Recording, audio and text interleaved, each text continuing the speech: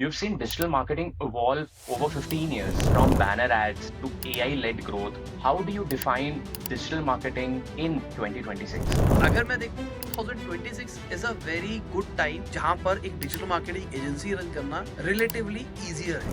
2026 of marketing जहां पर हमको ज्यादा बड़ी टीम नहीं चाहिए, आइडिया वही रहने वाला है। 2026 है, यहाँ पर टेक्नोलॉजी इस लेवल पे आ गई है जहाँ पे हमको टीम्स कम चाहिए, डिपेंडेंसीज कम होती जा रही है। बजट चाहिए, अमेजोन पे बहुत खराब सी इमेजेस पड़ी हुई हैं। आई थिंक यही चीज हो रही है कि आप चैट जीपीटी को अपने हिसाब से कितना बेटर ट्रेन कर पाओगे कि जो रिस्पॉन्स आप जनरेट करने वाले थे आज वो जनरेट करके दे रहा है। वो ज्यादा top AI tools, you feel that marketers को इनको इग्नोर नहीं करना चाहिए। तुम्हारा बेस्ट प्रोडक्ट हो, बेस्ट प्रॉब्लम को क्रैक कर रहे हो एट अ बेस्ट प्राइस, फिर भी सक्सेसफुल हो सकता है तुम्हारा दुनिया का बेस्ट प्रोडक्ट है, पैकेजिंग बेस्ट है, प्राइसिंग भी बेस्ट है, फिर भी तुम बेस्ट नहीं बन पा रहे। इंडिया एक प्राइस सेंसिटिव मार्केट है। अगर मुझे कोई एक प्रोडक्ट मिल रहा है 500 रुपए का और वैसा ही प्रोडक्ट मुझे 200 रुपए का मिल रहा है जिसके साथ में मुझे एक पे एक भी फ्री मिल रहा है तो मैं वही लूंगा। अगर किसी का बर्न साल का 300 करोड़ 400 करोड़ का है तो मत घुसो उस कैटेगरी में। अगर कंटेंट क्रिएट कर रहे हो और आपको व्यूज चाहिए तो नंगे होके नाचो। यू फील दैट कि personal branding is a compulsion,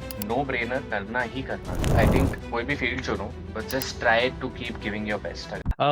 Hi everyone. It's been a while. I think we connected, and welcome to Add to Cart with Sunny Wadhwani, Season 2, with fresh perspective, fresh ideas, fresh insights, starting in 2026. Thanks for showing a lot of love for my Season 1, and that's why I took a short break to come up with better ideas, more deeper insights into e-commerce, quick commerce, content creation, personal branding, D2C, so that could give a lot much and much better insights to the audience through all the respective guests in this and in the future episodes. And today I have a very special guest, and who better than him with whom I could start my season 2 and episode 1. Today's guest is someone I really admire, respect. Uh, Watching him, I think, since almost a decade. I think I was into my second year of my engineering, I think 2015, 2016. तब हम देखते थे कि हाँ digital marketing है, कुछ boom कर रहा है, and he was the one who had already started even before that as well. Started his career as an engineer, बहुतों की तरह, and then did his MBA and built a very strong and maybe India's biggest digital marketing content ecosystem, impacting more than a million people. Built his businesses through content, built a lot of people. And when I say impacting more than a million people, it really, I think, means a lot. And Sahil, welcome to the show. And please help me welcome Sahil Khanna. Sahil, welcome to the show. Thanks for giving your time. It's a huge honor for me to host you and really appreciate you giving me your precious time. Thank you Sunny for inviting me. Yeah. Season Sahil, second का your first episode मेरा है। हाँ, Sahil, thank आपकी intro list बहुत बड़ी है. So in case if you want to add more, feel free to add. You. नहीं, बहुत ज्यादा डिटेल दे दिया आपने। ठीक है, तो टू सेट द कॉन्टेक्स्ट, आज का podcast I think is not about Q&A. मैं सिर्फ क्वेश्चन आंसर के फॉर्म में नहीं करूंगा, आई थिंक साहिल का भी तरीका वैसा नहीं है. He is like very simple, practical, just very raw, doesn't go any prepared, and जो भी I think based on his experience he just speaks out of his heart out. So it's more about learning, insights, experiences. आप 15 साल से कढ़े हो. एक होता है ना, बचपन में हमने सुना था, एक होता है पढ़ना, एक होता है कढ़ना. आप कढ़े हो 15 साल से डिजिटल मार्केटिंग में, कंटेंट क्रिएशन में, पर्सनल ब्रांडिंग में. तो इस एक एपिसोड से मैं खुद और मेरी ऑडियंस दोनों साथ में लर्न करेंगे. ठीक है, okay. So from that perspective आज के एपिसोड में 3 सेगमेंट्स में डिवाइड करूंगा. One is the evolution of digital marketing, misconception, future on digital marketing, e commerce, D2C. Second segment will be more about modern day content creation, जिसके बारे में बात करना आई थिंक बहुत जरूरी है, entrepreneurship and future on the same. And third, very important, जिसके बारे में बहुत कम लोग बात करते हैं, is the mental strength required of an entrepreneur. Risk taking ability, consistency, give up करने का माइंड में बहुत बार आता है, एंड आपसे मैं इसमें आई थिंक डिटेल में बात करूंगा, and how much it's important it is for future entrepreneurs and the current content creators. ठीक है, let's get Okay. Started. So yeah, so I'll start with my first segment and with a very simple and to set the right context. You've seen digital marketing evolve over 15 years, from banner ads to AI-led growth. How do you define digital marketing in 2026? मुझे personally लगता है marketing as an बहुत ज़्यादा change नहीं हुई है। Okay, tools change हो गए हैं। मैं हमेशा से यही बोलता था कि marketing is always about giving better offers, understanding the right audience, जो उनको चाहिए उनको वो ऑफर करना, राइट कम्युनिकेशन करना, ब्रांडिंग बेटर करना, वही था। पहले भी वही था, अभी भी वही है। बस पहले क्या था, पहले बैनर्स होते थे, फिर बैनर्स इवॉल्व होते चले गए, फिर वीडियोज़ आ गई। आज एआई की वजह से हमको वर्चुअल इन्फ्लुएंसर्स देखने को मिल जाते हैं। तो अगर मैं देखूँ 2026 is a very good time जहाँ पर एक डिजिटल मार्केटिंग एजेंसी रन करना रिलेटिवली ईज़ियर है। easier है। फॉर Okay, एग्ज़ाम्पल, अगर मुझे किसी ब्रांड के लिए कमर्शियल बनाना था बहुत पहले, तो मुझे बहुत कॉस्ट आती थी। बहुत मुझे कॉस्ट उनके प्रोडक्ट फोटोशूट कराने थे, तो एक टीडियस प्रोसेस होता था कि एक प्रोडक्ट फोटोशूट होगा और वो एक एक्चुअल प्रॉप्स के साथ होता था। एक करेक्ट, स्टूडियो सेटअप के एब्सोल्युटली अंदर सेट किया जाता था। आज आप फ़ोन से फ़ोटो खींचो, नैनो बनाना को भेजो, आपका प्रोडक्ट फोटोशूट रेडी है। आज आप चाहते हो, आपको 10 क्रिएटिव्स बनाने हैं, आप 15 मिनट के अंदर 10 क्रिएटिव्स बना के उसको टेस्ट कर सकते हो। करेक्ट, वीडियोज़ के अंदर भी यही इवोल्यूशन आ गया है, जहाँ पर हम वर्चुअल क्रिएटर्स बना सकते हैं। पहले करेक्ट, एक प्रॉब्लम थी, जैसे अगर मैं ज़ोमैटो की बात करके चलूँ, तो ज़ोमैटो ने साइबा वाली पे बहुत पैसा खर्च किया। बहुत करेक्ट, उन्होंने उनको ब्रांड बनाया, नो डाउट साइबा वाली वाज़ गुड, बट उसके पीछे एक पूरी टीम थी, जो एडिटिंग देख रही थी, स्क्रिप्टिंग देख रही थी, प्रोडक्शन देख रही, सब कुछ देख रही थी। तो ज़ोमैटो ने पैसा खर्च किया, जब तक कॉन्ट्रैक्ट था तब तक चले गए, उसके बाद साइबा वाली चली गई, मूव ऑन कर दिया।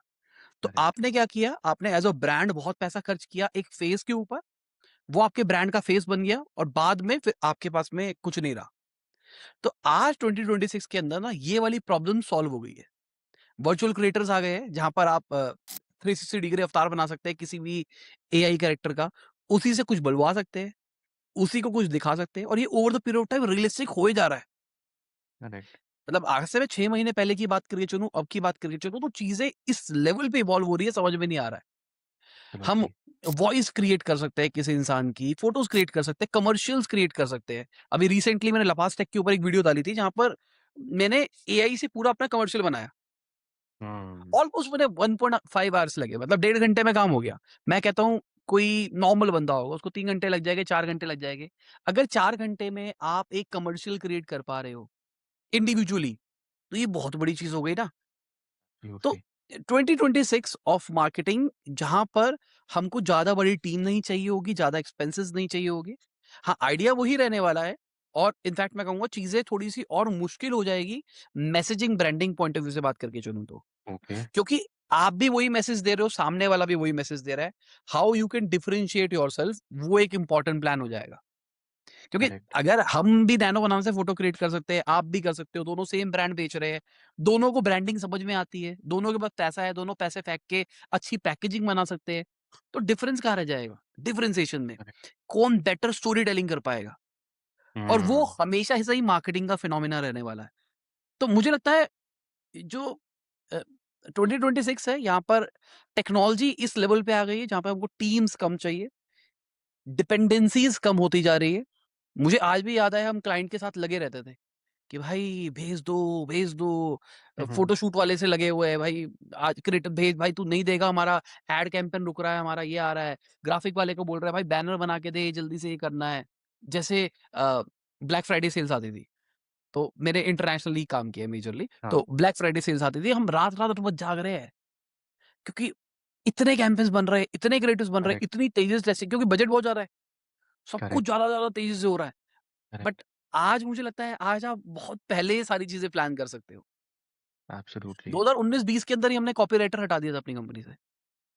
2019-20 के अंदर, और आज तो मुझे लगता है चीज़ें बहुत बदल गई है।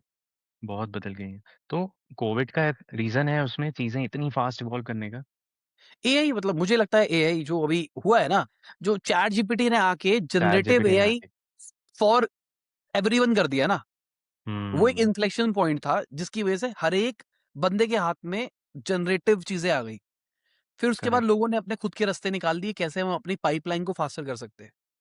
Correct, correct, correct, correct. नहीं, आई थिंक इट ये चीज़ें D2C ब्रांड्स के लिए भी बहुत ईज़ी हो गया है। आई थिंक बिल्कुल। पहले तो यही रीज़न दिया करते थे कि सनी बजट चाहिए, अमेज़न पे बहुत खराब सी इमेजेस पड़ी हुई हैं, कुछ भी उसमें कोई ना मैसेजिंग है, ना डिफरेंशिएशन है। आज बहुत ईज़ी हो गया है उनके लिए, घर बैठे कि उस एक तरह की लिस्टिंग इमेजेस, A+ बैनर्स या फिर क्विक कॉमर्स के लिए जहाँ पे patience has gone for a toss, कि hmm. Maybe I think you would agree more कि now marketing is more about how quickly you can convince the customer because patience has gone very down. बिल्कुल। मतलब idea यही हो गया ना, देखो, मैं एक मार्केटिंग स्ट्रैटेजी के बारे में बात करता हूँ। हमने किसी को अपने बारे में बताया, उसको हम प्रोस्पेक्टिंग कह रहे हैं। तो मैंने किसी को हम्म। प्रोस्पेक्टिंग के फनल के अंदर लेके आया, तो उसको मेरे करेक्ट। बारे में पता लगा। आइदर वो मेरा प्रोडक्ट लेगा या फिर नहीं लेगा। नहीं लेगा। करेक्ट। तो मैं कहता हूँ 3-4% लोग ही होने वाले जो हमारा प्रोडक्ट फर्स्ट गो में ले सकते हैं, ले सकते हैं। करेक्ट। जिसको हम कह रहे हैं इनोवेटर्स। ठीक है, जो हमेशा ही नई नई चीजें ट्राई करते रहते हैं, रिस्क लेते रहते हैं। करेक्ट। बट बची हुई ऑडियंस में से क्या कोई भी हमारा प्रोडक्ट नहीं लेगा? ऐसा तो नहीं है। ऐसा नहीं है। तो कुछ पॉसिबल रीजन है जिसकी वजह से उसने मेरा प्रोडक्ट नहीं लिया। शायद उसको मेरा प्रोडक्ट इफेक्टिव नहीं लगता, शायद वो हम पे ट्रस्ट नहीं कर पाता, शायद उसको एजुकेशन की कमी है। ऐसे मल्टीपल रीजन हो सकते हैं। तो आ, अगर मैं पहले की बात करके चलूं तो पहले भी फनल तो यही था। हम्म। बट हम फनल को ना इतनी तेजी से रन नहीं कर पाते जैसे आज कर सकते हैं। फॉर आज एग्जाम्पल, तक आज मुझे ट्रस्ट बढ़ाने के लिए यूजीसी कंटेंट चाहिए। मार्केट चाहिए। में एजेंसीज बैठी है, 10-15 हजार रुपए फेंको, काम हो जाता है। AI correct. की वजह से मैं कहता हूं कि आप अगर चाहो तो यूजीसी कंटेंट खुद से भी जनरेट कर सकते हो। खुद से भी जनरेट कर सकते हो। इन्फ्लुएंसर मार्केटिंग इतनी रीचेबल हो गई है। अगर मैं बिल्कुल। 2019 की बात करके चलूं तो लिमिटेड स्टैक ऑफ इन्फ्लुएंसर्स थे। करेक्ट। कुछ कुछ लिमिटेड चीजें करते थे। आज के कुछ ऐसे इन्फ्लुएंसर्स हैं, लाख लाख फॉलोअर्स है, आत्मा बेची हुई है। उनको कहो भाई ये प्रोडक्ट है, इसमें बोल कि मेरे पापा को हार्ट अटैक आया था, उन्होंने ये खाया और वो सही हो गए, वो बोल देंगे और उस काम के 1000-2000 रुपए लेंगे। तो एज अ ब्रांड, अगर देखो ये अनएथिकल बात है, पर अगर एज अ ब्रांड बात करके चलूं तो मुझे अगर उसके वो लेवल्स तोड़ दें फनल्स के, तो मेरे पास में जो प्रिविलेजेस है ना वो बहुत ज्यादा है। बहुत ज्यादा है। तो अ, अगर बंदे का पेशेंस कम हो रहा है तो मेरे पास में ऑप्शंस भी बढ़ते जा रहे हैं। करेक्ट। जहाँ ग्रेट। शायद मैं पहले इतने क्रिएटिव्स नहीं डिलीवर कर पाता था, आज मैं बहुत सारे क्रिएटिव्स बहुत ही जल्दी डिलीवर कर सकता हूँ। मैंने आपको अपने फनल के अंदर लेके आया, आपने मेरी एड पे क्लिक किया, एक बार इंटरेक्ट किया, छोड़ा।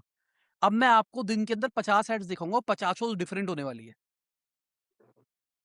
पहले ये चीज पॉसिबल नहीं थी। पहले मैं आपको दो नहीं। तीन एड्स ही दिखा सकता था, 2-3 मैसेजेस दे सकता था कि चलो ये हिट करके देखते हैं, ये हिट करके देखते हैं, ये हिट कर सकते हैं। आज करेक्ट। मैं यूजीसी के अंदर भी अगर मैं 20,000 रुपए एजेंसी को दे रहा हूँ, वो मुझे 10-15 वीडियोस बना के दे रहा है। दे रहा है। अगर इतना सारा कंटेंट मेरे पास में है, मेरे को तो टेंशन ही नहीं है ना। Absolutely correct. तो मुझे पहले आई लगता है थिंक कि एक, हाँ, एक ही ऐड की फ्रीक्वेंसी ज्यादा करनी पड़ती थी, अब उसकी भी रिक्वायरमेंट नहीं है। बिल्कुल, अब वो जैसे फेसबुक की बात करके चले, तो वो फेसबुक का काम है, हमारा काम नहीं है। हमारा काम नहीं है। अब वो फेसबुक का काम है, कौन सी ऑडियंस के लिए कौन सा मैसेज ज्यादा बेटर जाएगा, वो अपने आप ही उसका बनाएगा और अपने आप ही दिखा देगा। Correct, correct, correct, correct, correct. नहीं, ग्रेट पर्सपेक्टिव। हम्म। बहुत आई थिंक ऑडियंस ने नहीं सोचा होगा कि पेशेंस कम हो गए हैं कस्टमर के, लेकिन ऑप्शंस बढ़ गए हैं, जो आई हम्म। थिंक काफी कुछ आई थिंक इवॉल्व 24 एंड या मैक्सिमम तो आई थिंक 2025 में ही हुआ है, शायद इसी हम्म। वजह से फिर क्विक कॉमर्स एंड ऑल का भी अलग लेवल का राइज आ गया। और ये बात ही क्या हो रही है, मतलब जो चीजें हो रही है ना, वो उस लेवल पे ट्रांजिट हो रही है ना, समझ में नहीं आ रहा क्या हो रहा समझ है। में नहीं अगर आ रहा। आप 6 महीने पहले, मान लो आपने 6 महीने टाइम ट्रेवल किया है, या आप 6 महीने आइसोलेशन में चले गए थे, 6 महीने के बाद बाहर आओगे ना और आप पूरे अप टू डेट थे। 6 महीने के बाद बाहर आओगे, आप कहोगे ये क्या हो गया, मैं कहाँ ये पहुंच गया। क्या? करेक्ट। इस तेजी करेक्ट। से एवोल्यूशन हो रहा है इस टाइम पे। बस बात ये है कि ज्यादातर लोगों को पता ही नहीं है कि क्या हो रहा है। या फिर पता है वो एक्शन नहीं ले पा रहे हैं, क्योंकि आप या इतने सारे इन्फ्लुएंसर्स क्रिएटर्स हैं, तो नॉलेज की तो आज की डेट में कमी नहीं है, इन्फॉर्मेशन की, पर रिसोर्सेज की। वो है ना, शाना कौआ। हाँ। प्रॉब्लम ये है ना, मतलब फॉर एग्जांपल चैट जीपीटी, हाँ हाँ आता है मुझे चैट जीपीटी, मुझे सब कुछ पता है, मेरे को तो सब पता है। और उनको पता ही नहीं है मेमोरी को कैसे एक्सप्लॉइट करा जाता है। नहीं कैसे पता। चैट जीपीटी को मैं अपने आइडियाज ट्रेन कर सकता हूँ, मैं अपने ब्रांड के ट्रेन बारे कर में उसको सब कुछ सकते। बता सकता एब्सोल्युटली। हूँ। करेक्ट करेक्ट कहने को correct chat correct correct. GPT एक एक्स बंदा भी यूज कर रहा है, वाई बंदा भी यूज कर रहा है, वाई बंदा पर भी यूज एक कर। बंदा बहुत ही खतरनाक तरीके से यूज कर पा रहा है और दूसरे को ऐसा लगता है मुझे भी आता है मुझे क्या भी यार। इसमें? करेक्ट गूगल पे करेक्ट। सर्च करना एज अ कंटेंट क्रिएटर, मैं आपको बताता हूँ, आपने भी नोटिस किया होगा, आप जितनी एफिशिएंटली सर्च मार लेते हो कोई चीज को, दूसरा नहीं मार पाता। हम्म। आपको लगता है पागल है, इसको सर्च नहीं मारना आता, यही तो लिखना है एक बार। अब कहानी क्या करेक्ट। है, आप अमेज़न का भी काम कर रहे हो, आपको पता है यूज़र क्या सर्च मारता है, बेस्ड ऑन दैट क्या पेजेस बने होंगे, तो आपको पता है कीवर्ड कैसे लिखने हैं, सेंटेंस हाँ कैसे करेक्ट फ्रेज करना है। Correct correct correct. नॉर्मल बंदे को ये नहीं पता। तो आपका रिसर्च प्रोसेस, मेरा रिसर्च प्रोसेस नॉर्मल बंदे से बेटर होगा। और बेटर उसको होगा। क्या लगता है, गूगल पे सर्च मार की तो देना है। ये फ़र्क हो रहा है। तो लोगों को लग रहा है मुझे चैट जीपीटी आता है, बट हम्म। एक्चुअली चीज़ें इवॉल्व हो गई। लोगों को लगता है अच्छा नैनो बनाने से इमेज जनरेट करी है। भाई आप जनरेट करके देखो, आप उस एफिशिएंसी से नहीं बना पाओगे, जो नहीं बना दूसरा बना पाओ। पाएगा। जो दूसरा बना पाए, एब्सोल्युटली। आप मैं आपको बता रहा हूँ, नैनो बनाना में ना प्रोडक्ट की फोटो खींचना, उसको प्रोडक्ट की फोटो खींच के डाल देना और उसको बोलना भाई इसको प्रोडक्ट फोटोशूट बना दे, देखो आपका रिजल्ट कितना बढ़िया आएगा। ये ना इंस्टाग्राम रील पे बहुत अच्छी लगती है बात, बहुत पर अच्छी जब आप लगती है। करने के लिए जाओगे ना, तो आप कहोगे यार मेरा वो मजा नहीं आ रहा, वो मजा नहीं आ रहा। आपने 2 रील देख ली और आपको लगा भाई मुझे सब कुछ आ गया। फिर जब और चीज़ें इतनी तेज़ी से चेंज हो रही है, आपको समझ में नहीं आ रहा क्या हो रहा है। नहीं समझ में आ आपको रहा। लगता है मुझे करेक्ट। आता है। 1 साल डाउन द लाइन जो बंदा एक्चुअली प्रैक्टिस करे जा रहा है, वो बहुत आगे होगा। बहुत आगे होगा, एब्सोल्युटली। आई थिंक यही चीज हो रही है कि आप चैट जीपीटी को अपने हिसाब से कितना बेटर ट्रेन कर पाओगे कि आपके लेवल जो रिस्पॉन्स आप जनरेट करने वाले थे, आज वो जनरेट करके दे रहा है। बिल्कुल। तो now coming on to this point only, continuing over there, we are now heavily dependent on AI, बहुत ज्यादा डिपेंडेंट है। तो आज की डेट में how marketers can make use of this, and second, today और tomorrow, 5-10 years down the line, you can say that sunny AI ये तो रिप्लेस नहीं कर सकता। हुँ। कुछ नहीं कह सकता। 10 इयर्स तो मतलब कुछ बता ही नहीं सकता। मुझसे अभी भी कोई पूछ रहा था कि 5 साल बाद क्या होगा? मैंने कहा मुझे खुद नहीं पता 5 साल बाद क्या होगा, क्योंकि जिस पेस से चीज़ें चेंज हो रही है, पता नहीं क्या होगा। खुद नहीं पता मुझे क्या होगा। अगर मैं कहता हूँ कि आज से आप ऑलमोस्ट 8 महीने पहले की बात करके चलो, मैं कहता था चेहरा भी क्रैक नहीं हुआ, हम्म। फेस में सिमिलैरिटी नहीं आती, और आज देखो किस लेवल पे हम पहुँच गए हैं। अगर आज से 2 महीने आप पहले कहोगे, तो मैं कहूँगा यार एआई ना भी वीडियो जनरेशन के अंदर कैरेक्टर को पकड़ नहीं पाता। नहीं पकड़ पाता है। बट आज मैं अगर बात करके चलूँ, तो मैं कहूँगा यार 80-90% हम पहुँच गए हैं, और पहुंच गए, 6 करेक्ट। महीने डाउन द लाइन क्या पता वो खत्म हो जाए। अब हम क्या कहेंगे? हम कहेंगे भाई हमारे पास में एक नॉलेज बेस है, हमारा एक्सपीरियंस है जो कि रिप्लेस नहीं हो सकता, नहीं हो सकता, है ना? नोटेड। ये थ्योरी है, पर हो जाएगा ना? आप समझो, चैट जीपीटी या कोई भी एआई टूल मान के चलो, उसकी खुद की मेमोरी है, और वो कुछ प्राइवेसी पॉलिसी भी में रखता है कि भाई कुछ डेटा मैं शेयर करूँगा, तुम्हारा इंडिविजुअल नहीं करूँगा पर मैं कुछ करूँगा। कुछ करूंगा, एब्सोल्युटली। तो उसको एक पैटर्न तो पता लग रहा है ना, हो क्या रहा है? हम्म। उसको पता लग रहा है यार, हमने मान लो एक बेसिक सी चीज़ लेते हैं, अमेज़न लेते हैं। अमेज़न पे आप ए प्लस लिस्टिंग बनाते हो और इसी से बनवाते हो, उसी को स्क्रीनशॉट देते हो, कहते हो भाई मैंने ये बनाया है ए प्लस लिस्टिंग, और मैं तेरे को 1 हफ्ते के बाद इसका रिजल्ट शेयर करूँगा, फिर बताइए मुझे क्या-क्या इम्प्रोवाइज़ कर सकते हैं। फिर ऐसे ही करके ना हम एक्सपेरिमेंट्स करके देखेंगे कैसे इम्प्रूव कर सकते हैं लिस्टिंग को। तो मैं खुद से कुछ नहीं कर रहा हूँ, मैं सिर्फ पेज का और अपने सारे डेटा दे देता हूँ चैट जीपीटी को, वो उसको एनालाइज़ करता है, मुझे कुछ सजेशंस देता है, मैं सजेशंस करता हूँ, फिर उसके बाद उसी को फिर से दे देता हूँ। समझ गया। तो वो मेरे डेटा से ही सीखे जा रहा है, जो हम करते हैं लॉजिकली, हम्म। मेरे डेटा से सीखे जा रहा है और मुझे आंसर दिए जा रहा है और एक्सपेरिमेंट्स करे जा रहा है। तो वो इवॉल्व हो रहा है। एब्सोल्युटली। अब ये जो मैं बात बोल रहा हूँ, ये खाली आप और मेरे जैसे लोग नहीं कर रहे, बहुत सारे लोग कर रहे हैं। बहुत सारे लोग कर अब रहे हैं। उसके पास अगर इतने सारे टच पॉइंट्स आ रहे हैं, तो उसका एक्सपीरियंस हमसे ज़्यादा ही हो जाएगा over the period of time. ज्यादा ही हो गया, करेक्ट, ग्रेट पॉइंट। तो हम्म। क्या ऐसी चीज़ रह जाएगी? पहले तो मैं मज़ाक करता था सबको कि भाई मोमोज़ की रेडी खोल लो, कुछ नहीं हो सकता, कुछ नहीं हो सकता। पर मुझे लगता है मोमोज़ की रेडी भी नहीं चलेगी। 17-18 लाख रुपए के अंदर रोबोट आता है, ठीक है? हाँ। 17-18 लाख रुपए की किस्त मान लो क्या आ गई? 20,000 रुपए महीने की मान लो मोटा-मोटी। 20,000 रुपए महीने की किस्त के ऊपर आपको एक रोबोट मिल गया। 20,000 रुपए लड़के को भी सैलरी देनी है अपने को। अब एक रेडी है, 2 रेडी है, दोनों 50 रुपए की प्लेट बेचते हैं, दोनों सेम, ठीक है? यहाँ एक बंदा बनाता है, यहाँ एक रोबोट बनाता है। अपीलिंग कौन-सा लग रहा है? रोबोट वाला। बस वायरल भी ज्यादा होगा, सब कुछ होगा। हम्म। तो over the period of time ये स्केलेबल हो जाएगा ना। इसको सुबह एब्सोल्युटली। बिठाएंगे भाई, सुबह 8 बजे बैठ जा तू, रात को तू बैठा रहे, 24 घंटे काम कर, कोई फर्क नहीं पड़ रहा। हम्म। तो पहले मुझे लगता था कि कुछ कुछ फील्ड्स होगी जो कि रिप्लेस नहीं होगी, ऐसा नहीं होगा वैसा नहीं होगा, पर मुझे अभी लगने लग गया पता नहीं क्या होगा भाई। प्रोडक्ट क्वालिटी तो नहीं रिप्लेस हो सकती ना। पहली बात तो ये है ना, प्रोडक्ट क्वालिटी का डेफिनेशन क्या है आजकल, तो हमको भी नहीं पता ना प्रोडक्ट क्वालिटी क्या है। हमको। फॉर एग्जाम्पल मैं स्किन क्रीम बना रहा हूँ, तो मैं भी वही बना रहा हूँ, सामने वाला भी वही बना रहा है, तीसरा सामने भी वही वाला भी बना वही रहा है। बना रहा। हाँ। ठीक है, अब मैं कह रहा हूँ मैंने कुछ एक नया प्रोपोर्शन डाल दिया है, मैंने कुछ उसमें ऐसी चीजें डाल दी है जो और कोई नहीं कर रहा है, इसकी वजह से मेरा प्रोडक्ट ज्यादा सुपीरियर है। कल को कोई और कुछ और फॉर्मुलेशन बना लेगा। ठीक है ना। करेक्ट। और सिंपल सी बात, मतलब मैं ये कह रहा हूँ कि अभी मॉडल्स के अंदर हम अपना ब्लड ग्रुप देके अपने over the period of time diseases क्या होने वाली है वो प्रेडिक्ट करने की बातें कर रहे हैं। वो भी। हम बात कर रहे हैं कि आज से 40,000 साल पहले कोई मैमल मर गया था, उसको हम जिंदा करेंगे। मतलब हम डीएनए लेवल पे बातें कर रहे हैं। क्या हमको, आपको लगता है कि स्किल लेवल पे चीजें सॉल्व नहीं होगी, या किसी भी लेवल पे प्रॉब्लम सॉल्व नहीं होगी? मैं over the period of time क्या पता मॉडल्स ही ऐसे आ जाए जो स्किन केयर मॉडल होगा। Skin care model. मैं उसको सीधा बोलूंगा कि भाई मुझे इंडियन स्किन के लिए, इस स्पेसिफिक ब्लड ग्रुप के लिए प्रोपोर्शन बना के दे दे, और वो मेरे को क्या पता प्रोपोर्शन निकाल के भी दे दे बना के। तो वो स्केलेबल नहीं होगा, तो मतलब कुछ नहीं पता। मतलब मुझे ऐसा लगता है कि जैसे एग्जांपल के लिए जब कंप्यूटर आया था ना, तो कभी किसी को नहीं पता था हम ऐसे पॉडकास्ट कर रहे होंगे, कभी कोई सोच सकता था नहीं। 1990s के अंदर? कभी सोचा ही नहीं होगा कभी किसी ने कि ऐसा वर्चुअली अपनी अपनी लोकेशन पे बैठ के एक वीडियो बन रही होगी जो जा रही होगी। ऐसा ही एआई आया भी, तो हमको नहीं पता कि क्या होगा। क्या होगा। हम्म। ये तो सिर्फ वही साइंस फिक्शन मूवी वाली बातें हैं कि ऐसा हो जाएगा, वैसा हो जाएगा, वैसा हो जाएगा वालेगा। बट अभी बहुत सारी ऐसी फील्ड्स होगी जो हम सोच ही नहीं सकते, जो इवॉल्व होती हुई दिखाई देगी। क्या रहेगा क्या नहीं रहेगा, और जिस तेजी से चल रहा है, 5 साल डाउन द लाइन तबाही, ऐसी चीजें देखेंगे हम। मतलब ऐसा लगेगा कि ये क्या हो गया। तो उस पे what is your suggestion over the top is to be updated and keep हाँ, एग्जीक्यूटिंग। हाँ बिल्कुल। जितना अप टू डेट रह सकते हो, जो भी आ रहा है इवॉल्व होते जाओ। पता नहीं ना कौन सी चीज कब क्रैक कर जाए। जैसे एग्जांपल के लिए मैंने ना अभी थोड़े दिन पहले एक वाइब कोड करके प्रोडक्ट बनाया अपने इंटरनल। मैंने यूट्यूब पे देखा कि यूट्यूब पे वो जो ऑटो डबिंग आ गई है उसके अंदर मेरी आवाज तो आती नहीं थी। तो मैंने कहा यार मेरी आवाज अगर मैं करता हूँ तो उसके लिए 11 लैक्स बहुत मोटा पैसा ले रहा है।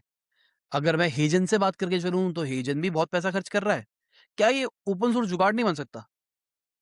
तो मैंने सर्च मारे, मुझे क्विन वाले मॉडल मिल गए। मैंने उसी को इंस्टॉल बना दिया, मतलब उसको यूज किया और एंटी ग्रेविटी का यूज करके एक प्रोडक्ट बना दिया। तब मेरे टूल के अंदर क्या है, आप ऑडियो को डालो, उसमें साहिल खन्ना सेलेक्ट करो, सबमिट करो लोकली बिना इंटरनेट के, मेरे कंप्यूटर की पावर लेके। वो मतलब रियल टाइम से थोड़ा कम टाइम लगता है, मतलब जैसे फॉर एग्जांपल 40 मिनट की क्लिप है, तो 25 मिनट के अंदर वो उसको मेरी आवाज में कन्वर्ट कर देगा। अब मेरे पास पैसे है तो मैं एक बड़ा सर्वर ले लूंगा, बड़ा जीपीयू ले लूंगा, उसमें इस चीज को प्रोसेस कर सकता हूँ। पर मेरी प्रॉब्लम सॉल्व हो गई ना, मेरा करेक्ट। लोकली सारा का सारा काम हो गया ना। अब मैं ये एब्सोल्युटली। कह रहा हूँ कि अब हम ना ये वाली चीजें देखेंगे जहां पर हम अपनी खुद की पाइपलाइंस को एआई से इंप्रूव करेंगे। जो हम्म। करेगा वो इवॉल्व करेगा। जिसको लगेगा भाई मैं चैट जीपीटी यूज करता हूँ, वो कुछ नहीं कर पाएगा। समझ। फॉर एग्जाम्पल आपको अगर एजेंसी ओनर्स देखते हैं तो मैं कहता हूँ, क्या एजेंसी ओनर्स ने हर क्लाइंट के लिए अलग अलग प्रोजेक्ट बना रखे हैं? हर प्रोजेक्ट के अंदर क्या आप up to date knowledge share करते हो?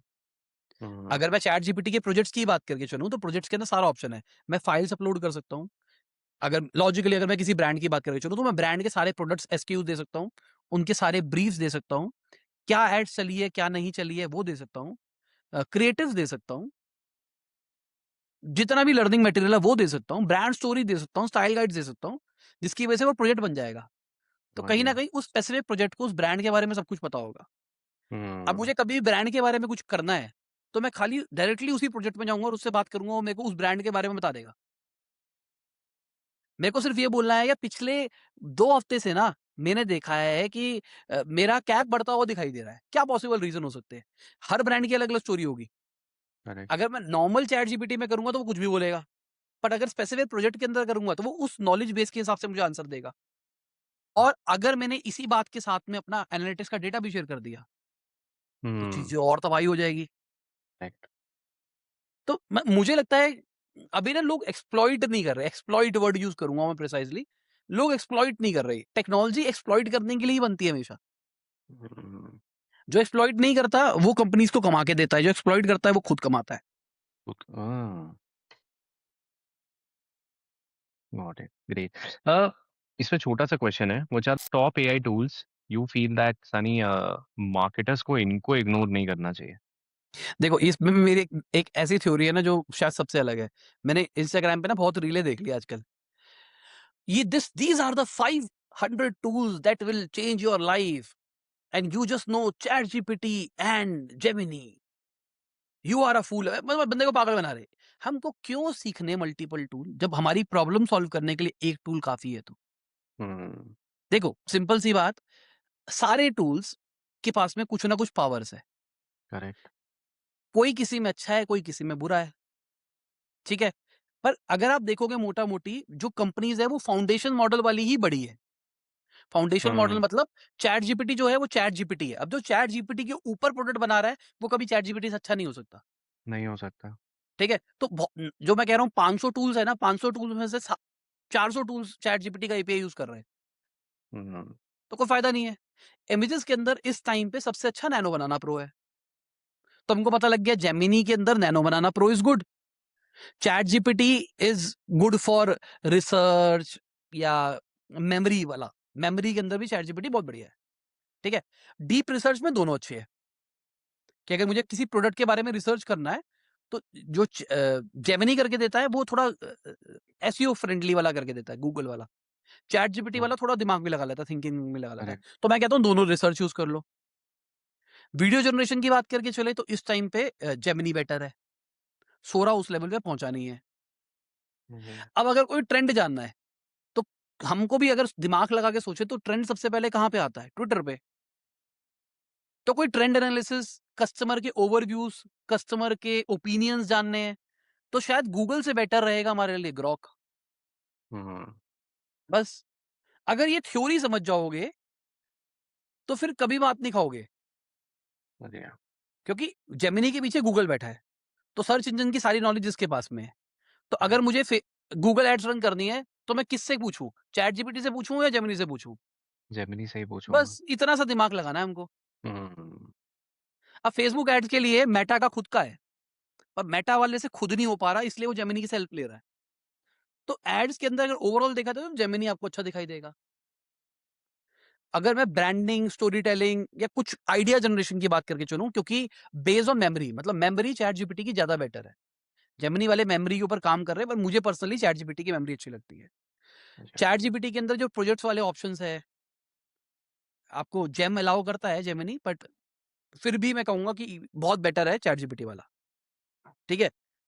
और क्या बचा? Video generation. वीडियो जनरेशन के अंदर मैं रिकमेंड करूंगा हिक्सफील्ड ले लो। हम्म। ठीक है? हिक्सफील्ड का फायदा क्या है? वो एक ही टूल के अंदर आपको सारी वीडियो जनरेशन के मॉडल्स मिल जाते हैं। और हिक्सफील्ड के पास में एक प्लान है, इसमें अनलिमिटेड मिलता है। तो हम जैसे एजेंसी ओनर्स को अनलिमिटेड एक्सप्लॉइट करने में मजा आएगा। मजा आएगा। करेक्ट। 10-15 हज़ार रुपए का प्लान आएगा महीने का, अनलिमिटेड मिल रहा है।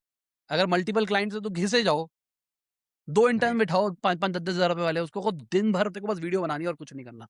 मैं अप्रूव करूँ ना करूँ, बस वीडियो बनती रहनी चाहिए। बात खत्म। हम्म। समझ गया। I think it's great perspective कि टेक्नोलॉजी को पूरा एक्सप्लॉइट करना है, अप टू बिल्कुल, डेट रहना है और उसको एग्जीक्यूट करते रहना है। बिल्कुल। हमको थ्योरी ठीक है। नहीं सोचनी कि आपने किसी की वीडियो देखी, हाँ ठीक है, ये मैं कर लूँगा अब तो आ गया मुझे समझ में। एक्चुअली खुद करके देखो। हम्म। बातें नहीं सुननी लोगों की, खुद करके देखना, क्योंकि क्या होगा आपके लिए वेरिएबल्स बदल जाएँगे। फॉर पहले तो आई एग्ज़ाम्पल थिंक। मैं अगर आईफ़ोन दिखा रहा हूँ और आईफ़ोन में कह रहा हूँ कि ऐसे फ़ोटो मेरा, मेरे लिए फ़ोटो जनरेट आसान है। क्यों? क्योंकि आईफ़ोन है, आईफ़ोन पता है। अब किसी का कोई प्रोडक्ट है जिसकी डायमेंशंस अभी तक है नहीं, वो एक नई डायमेंशन वाला प्रोडक्ट है, तो हो सकता है उसकी इमेज उस लेवल की ना बने। ना बने। हम्म। हो सकता है उसका वीडियो में कुछ ना कुछ प्रॉब्लम आ जाए। तो आपको फिर वो ट्वीक करना पड़ेगा और ट्वीक जुगाड़ से ही होगा। वो हाथ-पाँव मार के ही समझ में आएगा कि यार जब मैं ये करता हूँ ना तो काम करता है, ये काम करता हूँ तो नहीं काम करता। समझ गया। और आज की डेट में सब कर सकते हैं। पहले जैसे हम डिजाइनर्स नहीं है, वीडियो एडिटर्स नहीं है, तो पूरा टूल सीखना पड़ता था, फोटोशॉप सीखनी हम्म। पड़ती थी, वीडियो हम्म। एडिटर सारे सीखने पड़ते, तो आज वो सारी रिक्वायरमेंट खत्म हो चुकी है। बिल्कुल। डिजाइन मैं अभी भी बोलूंगा कि डिजाइन सेंस होनी चाहिए, सेंस होनी चाहिए। हम्म। क्योंकि मैंने अभी भी देखा, मैंने अभी रिसेंटली एक ब्रांड को कंसल्ट कर रहा था, तो वो ना एआई से जनरेट करके फटाफट एड चला रहे हैं। ठीक, एड्स परफॉर्म भी कर रही है, पर मैंने उनसे पूछा तुम्हारी ब्रांड किट क्या है, कलर साइकोलॉजी क्या यूज कर रहे हो। देखो, लॉजिकली ब्रांड का एक कलर होना चाहिए ना, एक फॉन्ट एब्सोल्युटली। होना चाहिए। एआई को आप बताओगे ही नहीं फॉन्ट क्या है, तो कभी वो कोई और सैंस सेरिफ यूज कर लेगा, कभी मॉन्सराट यूज कर लेगा, कभी एंटोन यूज कर लेगा, कभी न्यू टाइम्स रोमन कर लेगा, कभी टाइम्स रोमन कर लेगा। आपका ब्रांड हिलता रहेगा हमेशा। हो सकता है करेक्ट। एड परफॉर्म कर जाए, पर अगर ब्रांड की बात करके चले, वो ब्रांड नहीं बनेगा। तो अगर डिजाइन सेंस का एक छोटा सा लॉजिक भी होगा ना, थोड़ा बेसिक डिजाइन आता होगा, व्हाट इज टाइपोग्राफी, स्पेस क्या होती है, कलर क्या होता है, डैश क्या होता है, तो एआई से डिजाइन बनवाना आसान हो जाएगा। करेक्ट। मैं इस पे ना, जब amazon या क्विक कॉमर्स की बात करते हैं ना, तो इस पे मैं एक ब्रांड्स के साथ ना एक चीज शेयर करता हूँ कि आज की डेट में specially for market places, graphic designer से ज्यादा एक सेल्स डिजाइनर चाहिए। हम्म। क्योंकि जब, अगर फॉर एग्जांपल एक सर्वे था that right from opening the quick commerce app to completing the transaction average time is now only 2 minute. अब हम्म। उस 2 मिनट में वो दो तीन चार प्रोडक्ट एक्सप्लोर कर रहा है, हर प्रोडक्ट को 30 सेकेंड दे रहा है, ए प्लस कॉन्टेंट तो छोड़ो, पहले वो दो चार इमेजेस ही देखेगा। तो अगर हम्म। उन दो चार इमेजेस में मैं कस्टमर को अगर कन्विंस नहीं कर पा रहा हूँ, even with the use of AI, brands यही कर रहे हैं, D2C brands on Amazon, AI को एकदम खराब सा प्रॉम्प्ट दिया, इमेज उठाई चिपका दी। हम्म। फॉर एग्जाम्पल कोई प्रोडक्ट बच्चे का है 5 से 10 साल का, तो सारी इमेज में बच्चा ही नहीं दिख रहा है। तो हम्म। ये जो आई थिंक कॉमन सेंस है, that is also still missing in 75 to 80% of the sellers selling on Amazon, जो मेरे पास डेली आते हैं और कहते हैं हमें समझ नहीं आ रहा सेल क्यों नहीं हो रहा। हम्म। वही तो मतलब, वही मैं कह रहा हूँ ना, कोर नहीं जाएगा। स्टोर नहीं जाएगा। कोर होना चाहिए टूल। इन सब एआई चीजों को अगर एज अ टूल यूज करोगे, मान के चलोगे ये टूल है, तो कभी पीछे नहीं रहोगे। करेक्ट। इस पे now moving ahead, I think with rising cost of customer acquisition, CPC, CPM, everywhere. What is that one marketing belief which needs to be unlearned today? Because I think I've seen you saying what worked for brands like Boat, Noise, Mamaearth, वो आज काम नहीं करेगा। हम्म। Organic अच्छा है। बहुत सारे brands को मैंने देखा है, उनको ऐसा लगता है कि ऑर्गेनिक, हमारा ऑर्गेनिक बिजनेस चल रहा है जी। हम्म। तो ऑर्गेनिक को लोग ना वो सोचते हैं कि मेरा तो 100% ऑर्गेनिक है, तो मैंने बहुत बड़ा उखाड़ लिया। ऑर्गेनिक एज इन मैं मार्केटिंग पॉइंट ऑफ व्यू से बात कर रहा हूँ। हम्म। तो आपको अगर शर्म आनी चाहिए ना, अगर ऑर्गेनिक बिजनेस अच्छा ग्रो कर रहा है, तो आप इनऑर्गेनिक से तो बहुत तेज ग्रो कर सकते थे। करेक्ट। आपने तो पूरी की पूरी पोटेंशियल छोड़ दी है। तो करेक्ट। ये जो ऑर्गेनिक के ऊपर लोग खुश होते हैं ना, ये अच्छी बात नहीं है। इनफैक्ट मुझे लगता है कि अभी जो कंटेंट मार्केटिंग वाला गेम आ रहा है ना, जहाँ पर ब्रांड्स खुद का कंटेंट जनरेट कर रहे हैं, ये करेक्ट। भी ऑर्गेनिक नहीं है, ये दिस इज ऑन नहीं है। इनऑर्गेनिक। आप पैसा खर्च कर रहे हो उसमें भी, आप लोगों को करेक्ट। सैलरी दे रहे हो, प्रोडक्शन देख रहे हो, एडिटिंग देख रहे हो, सब कुछ देख रहे हो ना, तो ये भी इनऑर्गेनिक ही है। तो अगर आप ऑर्गेनिक से कुछ कर पा रहे हो, तो दिस इज ग्रेट। अपॉर्चुनिटी मिली है आपको कि भाई ये वाला फंड को यूज करके आप इनऑर्गेनिक चैनल से ग्रोथ करो, नई ऑडियंस लेके आओ। तो मुझे लगता है ये एक बड़ी प्रॉब्लम है, और बहुत लोगों के साथ देख ली मैंने। समझ गया। तो क्या चीजें उनके लिए काम करी और जो आज उनको नहीं करनी चाहिए, सोच के कि यार उनके लिए काम करके हमारे लिए क्यों नहीं करेगा। वही मैं मतलब, देखो, एक तो पहले ये छोड़ दो एलटीवी वाला गेम। हम्म। ठीक है कि ठीक है कि आज मैं 4,000 रुपये खर्च करके 5,000 रुपये का प्रोडक्ट बेच दूंगा, मेरा कस्टमर रिपीटेशन अच्छा है, 6 महीने में पैसे आ जाएंगे और मैं बढ़ जाऊंगा। ये भी भाई मैं तब सोचूंगा ना जब मेरे पास एक अच्छे पैसे है, इन्वेस्टर का पैसा हो। हाँ, अगर आपके पास पैसा ही नहीं है, तो 6 महीने का क्या रनवे रहेगा आपके पास में। नहीं रहेगा। तो वो कंपनीज हैविली फंडेड थी डे वन से। करेक्ट। दूसरी चीज, हम पता क्या सोचते हैं, हमको लगता है कि कोई भी कंपनी ने एक प्रोडक्ट निकाला और वो प्रोडक्ट के बाद छा गए, पर एक्चुअली हम्म। उन्होंने मल्टीपल प्रोडक्ट्स निकाले होते हैं, जिनको मल्टीपल टेस्ट किया प्रोडक्ट है। होता है, सब कुछ किया होता है, उसके बाद निकाला होता है। बहुत सारी जो हमको ऑनलाइन स्टोरी सुनने को मिलती है ना, वो सब एक मार्केटिंग स्टोरीज होती है। एब्सोल्युटली। रियलिटी शायद कुछ और हो सकती है कि भाई मैं बैठा हुआ था गराज के अंदर और मैंने सोचा और मैंने ऐसा कर दिया। बहुत कुछ होता है। मैं यहाँ गया था, मेरे को कैब नहीं मिली, फिर मैंने कहा नहीं मैं भी अपनी कैब की सर्विस। अरे भाई तुम यूएस गए थे, तुमने वहाँ पे कैब सर्विस देखी, तुमने कहा ये तो इंडिया में नहीं है, ले आए। But correct. ये मैसेज, ये स्टोरी अच्छी नहीं जाएगी ना। जब बताए मेरी एक प्रॉब्लम थी, उस प्रॉब्लम को तोड़ने के लिए मैंने कुछ कर दिया, वो। और इससे एक और मैं बताता हूँ, ज़रूरी नहीं है तुम्हारा बेस्ट प्रोडक्ट हो, बेस्ट प्रॉब्लम को क्रैक कर रहे हो एट अ बेस्ट प्राइस फिर भी सक्सेसफुल हो जाओ, करेक्ट। I fully agree. ठीक है? हो सकता है तुम्हारा दुनिया का बेस्ट प्रोडक्ट है, पैकेजिंग बेस्ट है, प्राइसिंग भी बेस्ट है, फिर भी तुम बेस्ट नहीं बन पा रहे हो, क्योंकि तुम्हारा जो कॉम्पिटिटर है उसके पास में तुमसे ज़्यादा पैसे हैं। Very true. इंडिया इंडिया एक प्राइस सेंसिटिव मार्केट है, रियलिटी यही है। अगर मुझे कोई एक प्रोडक्ट मिल रहा है ₹500 का और वैसा ही प्रोडक्ट मुझे ₹200 का मिल रहा है, जिसके साथ में मुझे एक पे एक भी फ्री मिल रहा है, तो मैं वही लूँगा। समझ गया। इस पॉइंट पे when you say price sensitive, वहीं बगल में there are brands like Mokobara, Apple की सेल्स ऊपर हैं, तो दीज आर कॉन्ट्रडिक्शन, या वहां पे Sunny view point, customer TAM सब चेंज हो जाता है? बिल्कुल, टाइम ही अलग है ना, वो टारगेट ऑडियंस ही अलग है। अगर आपको एक बड़ा प्रीमियम ब्रांड बनना है, तो फिर प्रीमियम ब्रांड वाली पोजीशनिंग करो और प्रीमियम ब्रांड वाली बातें करो। बातें हमारे करो। को मार्जिन्स हाई रखने हैं, चाहे सेल्स कम आए हमारे लिए मैटर नहीं करता। मैटर करता। हम ब्रांडिंग के ऊपर पैसा खर्च कर सकते हैं। सवाल ये है क्या आप 5 लाख रुपए जलाओगे और उससे ज़ीरो सेल आएगी और आपको दुःख नहीं जीरो। होगा? दुख नहीं। Great perspective. है ना? अगर ये है तो फिर बात करो, मैं प्रीमियम की तरफ जाऊँगा। अगर तुम चाहते हो भाई डे 1 से मुझे आरओआई चाहिए, मैंने लाख रुपए खर्च करा तो मुझे इतना तो रिटर्न आना ही चाहिए वरना बिज़नेस नहीं चलेगा। तो तुम्हारी खुद की साइकोलॉजी प्रीमियम नहीं है, नहीं है। तुम्हारा प्रोडक्ट एब्सोल्यूट। प्रीमियम नहीं है। तो तुम कैसे उन ब्रांड के साथ में कम्पीट करने का सोच सकते हो जो कि सुपर प्रीमियम पे चल रहे हैं? समझ गया। मैं हमेशा से ये बात करता हूँ कि प्रीमियमनेस चलती है बट बंदे को भी थोड़ा प्रीमियम होना चाहिए। ठीक है? मैं थोड़ा-सा वो बोलूँगा, मीन बात बोल सकता हूँ। मैंने पर्सनली देखा है, ये मैं अपनी लाइफ़ से बता रहा हूँ। हमारे जैसे जो मिडल क्लास लोग होते हैं, जो मिडल क्लास हम्बल बैकग्राउंड से पैदा होते हैं, उनके लिए बहुत मुश्किल होता है प्रीमियम ब्रांड बनाना। बहुत मुश्किल है, मैं पूरा अग्री करता हूँ। ठीक है? हमको जस्टिफाई नहीं लगता। प्रोडक्ट की कॉस्ट आ रही ₹200, हम कहते हैं भाई 2000 का बेचेंगे, नहीं-नहीं 200 आ रही है, डबल रख लेते हैं, ₹500 में चुभता है। चुभता है। ₹200 की कॉस्ट वाला प्रोडक्ट ₹500 में बेच रहे हैं, भाई ब महँगा बेच रहे हैं, कोई दिक्कत नहीं, इससे ज़्यादा महँगा नहीं करेंगे। क्योंकि हमारी सोच ही वही है ना, वहीं रुक गई है। वही रुक गए हैं। जहाँ हमारे कॉम्पिटिटर्स हमसे इंफीरियर प्रोडक्ट निकाल के हमसे ज़्यादा प्राइसिंग रख के बेच लेते हैं। समझ वो गया। वो है, वो वाला सीन है। उनके लिए वो चीज़ें मैटर ही नहीं करती है, क्योंकि वो उन लोगों को समझते हैं। हम लोग ना समझ नहीं पाते। हमारे लिए जो ऑडियंस की साइकोलॉजी है वो कुछ और है, उनके लिए ऑडियंस की साइकोलॉजी कुछ और है, क्योंकि वो उन लोगों में ना जिए हैं।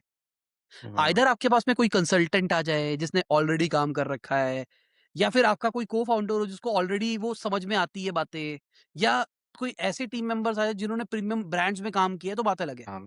हम्म। पर अगर आप स्क्रैच से ही सोच रहे हो प्रीमियम बनाऊँगा और आप एकदम मिडल क्लास बैकग्राउंड से अपब्रिंगिंग हुई है ना, तो ना बहुत सारी चीज़ें एथिकली आपको रॉन्ग लगेगी। तो नहीं। हम्म, समझ आप जाओ। कहोगे ₹2000 का प्रोडक्ट है, सेल नहीं आ रही, चल डिस्काउंट निकाल दे। प्रीमियम ब्रांड डिस्काउंट नहीं निकालते हैं। एप्पल कभी डिस्काउंट नहीं निकालेगा, निकालेगा तो पुराने मॉडल्स पे निकालेगा, 2 साल पुराने घिसे-पिटों पे। नहीं, बट एप्पल ने भी, if you see, I think अपनी प्राइसिंग इंडियन मार्केट के साथ में इवॉल्व करी है। अदरवाइज मतलब 80 85 हज़ार में मैक आ जाता है, नॉर्मल लैपटॉप भी 60 70 हज़ार का, तो प्राइसिंग डिफरेंस इतना रहा नहीं है। वो तो इसलिए हो गया ना क्योंकि बाकियों के रेट बढ़ गए। हम्म। एप्पल वहीं का वहीं है। एप्पल ने अपनी प्राइसिंग मेंटेन रखी है, बाकियों ने अपनी प्राइसिंग बढ़ाई है क्योंकि चीज़ें बड़ा। बदलती चली गई। समझ रहा हूँ। एप्पल के पास में over the period of time, thanks to Tim Cook, efficiencies improve हुई है। उन्होंने अपनी ट्रू। अपनी सिलिकॉन चिप पे आ गए, इंटेल वाली चिप छोड़ हम्म। दी। अपने सारे चिपसेट के ऊपर खुद से आ गए। टीएसएमसी को सामने से पैसा देते हैं कि भाई मेरे लिए पूरा-पूरा फैब्रिकेशन, तेरी फैक्ट्री मेरी, तू बना। टीएमसी वाला कहता है भाई मेरे बस की नहीं है, उसको कहता है ठीक है 2 फैक्ट्री और लगा, मैं पैसे दे रहा हूँ। समझ रहा हूँ। तो ये ऑपरेशनल एफिशिएंसी की वजह से पॉसिबल हो पाया कि वो बहुत ही अच्छी कॉस्ट के अंदर प्रोडक्ट बना पाते, जहाँ कॉम्पिटिटर नहीं बना पाते। नहीं बना पाता। ठीक है। मेरा एक डायरेक्ट क्वेश्चन है, as hmm. per your experience, which are the D2C categories right now where founder shouldn't enter today? जो कैटेगरीज हेविली फंडेड है, ठीक है, Oh, और जहां पे कैटेगरी लीडर्स जो बैठे हैं वो स्टार्टअप्स है, और उनका आरओआई अगर आप बिजनेस में चेक करोगे तो बहुत बड़े लेवल पे बर्न कर रहे हैं। hmm, ठीक है, अगर किसी का बर्न साल का 300 करोड़ 400 करोड़ का है तो मत घुसो उस कैटेगरी में, क्योंकि जो सबसे बड़ा कैटेगरी लीडर है वही पैसे नहीं कमा पा रहा, नहीं कमा पा रहा। और अभी वो लॉस कर रहा है। अगर तुमने उसकी मार्केट शेयर खा भी लिया, तुमको लगता है तुम सुपीरियर प्रोडक्ट निकालोगे, एक्स वाई जेड चीज कर दोगे, ब्रांड की नजरों में जिस दिन आए वो कॉपी मारेगा कॉपी मारेगा। और पैसे बढ़ाएगा और बेच देगा। तुम्हारे लिए मुश्किल है, तुमने तो अपनी जान लगा दी थी उसके अंदर, उनके हम्म। लिए you are just another product. ऐसे तो बहुत सी कैटेगरीज हैं, कोई तरीका बिल्कुल। है ढूंढने का या फिर कुछ दो देखो तीन मैं है बताता हूँ, इफ यू वांट टू से? मेरे को ऐसा लगता है ना, कैटेगरी छोड़ के ना हम अपनी पोजिशनिंग पे ज्यादा ध्यान देना तो ज्यादा बेटर है। Okay. For example, skin care बहुत ही कट थ्रोट कॉम्पिटिशन है, बट पर्सनलाइज स्किन केयर में कॉम्पिटिशन नहीं है। सही है। तो ओवरऑल देखा जाए दोनों स्किन केयर है, हम्म। पर पर्सनलाइज के अंदर बात निकल के अलग आ जाती है। करेक्ट। अभी ना हम एक नए trend of D to C brands देख रहे हैं, स्किन क्राफ्ट वगैरह ने शुरू किया था, अब हम्म। बहुत सारे करने लग गए हैं। बहुत वो क्या सारे करते हैं, आपसे क्वेश्चनेयर्स पूछते हैं, क्वेश्चन बेस्ड पूछते ऑन हैं। दैट आपको आपके हिसाब से प्रोडक्ट रिकमेंड करते हैं। त्राया भी कई ऐसा ही स्टार्ट हुआ था ना। सबने, और कईयों ने अब इसके ऊपर एक और लेयर डाल दी है कि we are not just a D to C brand, क्योंकि अप्लाई करने से कुछ नहीं होगा, इंटरनली भी कुछ करना होगा। आपका ब्लड टेस्ट भी कर देंगे जी हम, आपका ये हम्म। भी कर देंगे, वो भी। ये जो एक पैकेज बन रहा है ना प्रॉब्लम सॉल्विंग वाला, ये एक बेटर कैटेगरी है टू एंटर इन किसी भी कैटेगरी के अंदर जहां गैप है, समझ गया। क्योंकि सब बना रहे हैं यहाँ पे। और बात क्या है, देखो सबसे मजे की चीज क्या है, हम लोग नॉर्मल बंदे हैं, मैं मान के चल रहा हूँ ज्यादा लोग जो है वो नॉर्मल बंदे हैं। तुमने 200 करोड़ 300 करोड़ कमा लिया, तुम खुश हो जिंदगी भर। जिंदगी भर। अगर तुम सपना लेके बैठे हो 2 लाख करोड़ 5 लाख करोड़, तो फिर ये वाली बात नहीं समझ में आएगी तुमको। नहीं समझ पर अगर आएगी। तुमको 200 300 करोड़ टाइप की बात करनी है, तो जो मैं बता रहा हूँ ये आराम से बिजनेस बनता है, क्योंकि इन्वेस्टर इन पैसों इन टाइप के ब्रांड्स में ज्यादा पैसा नहीं डालता। नहीं डालता है, समझ रहा हूँ एब्सोल्युटली। क्योंकि इन्वेस्टर सोचता है कि मेरा पैसा आज मैंने 10 करोड़ डाला है, वो 1000 करोड़ होना चाहिए। जल्दी अगर होना चाहिए। 1000 करोड़ होना चाहिए और विद इन 3 इयर्स भी होना चाहिए। हाँ ये भी है। अगर वो कैटेगरी 1000 करोड़ की नहीं है तो इन्वेस्टर डालेगा ही नहीं, तो उस डाल। कैटेगरी के अंदर इन्वेस्टर आएगा नहीं, तो उस कैटेगरी के अंदर बहुत हैवी बर्न नहीं होगा, हम्म। तो वहां एक अपॉर्चुनिटी खुल जाएगी। करेक्ट। तो ये जो नई कैटेगरीज इवॉल्व हो रही है ना, जहां पे पर्सनलाइज क्वेश्चनेयर, ये कैटेगरी मुझे लगता है एक बहुत ही तबाही सेक्टर होने वाला है।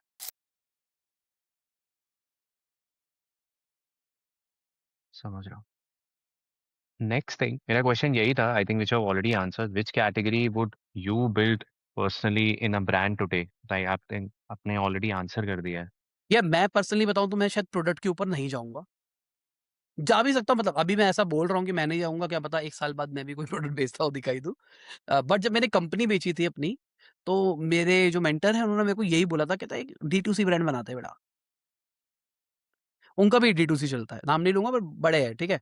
तो वो भी एक डी टू सी ब्रांड चलाते हैं, अभी उन्होंने भी एग्जिट किया है, बेचा है।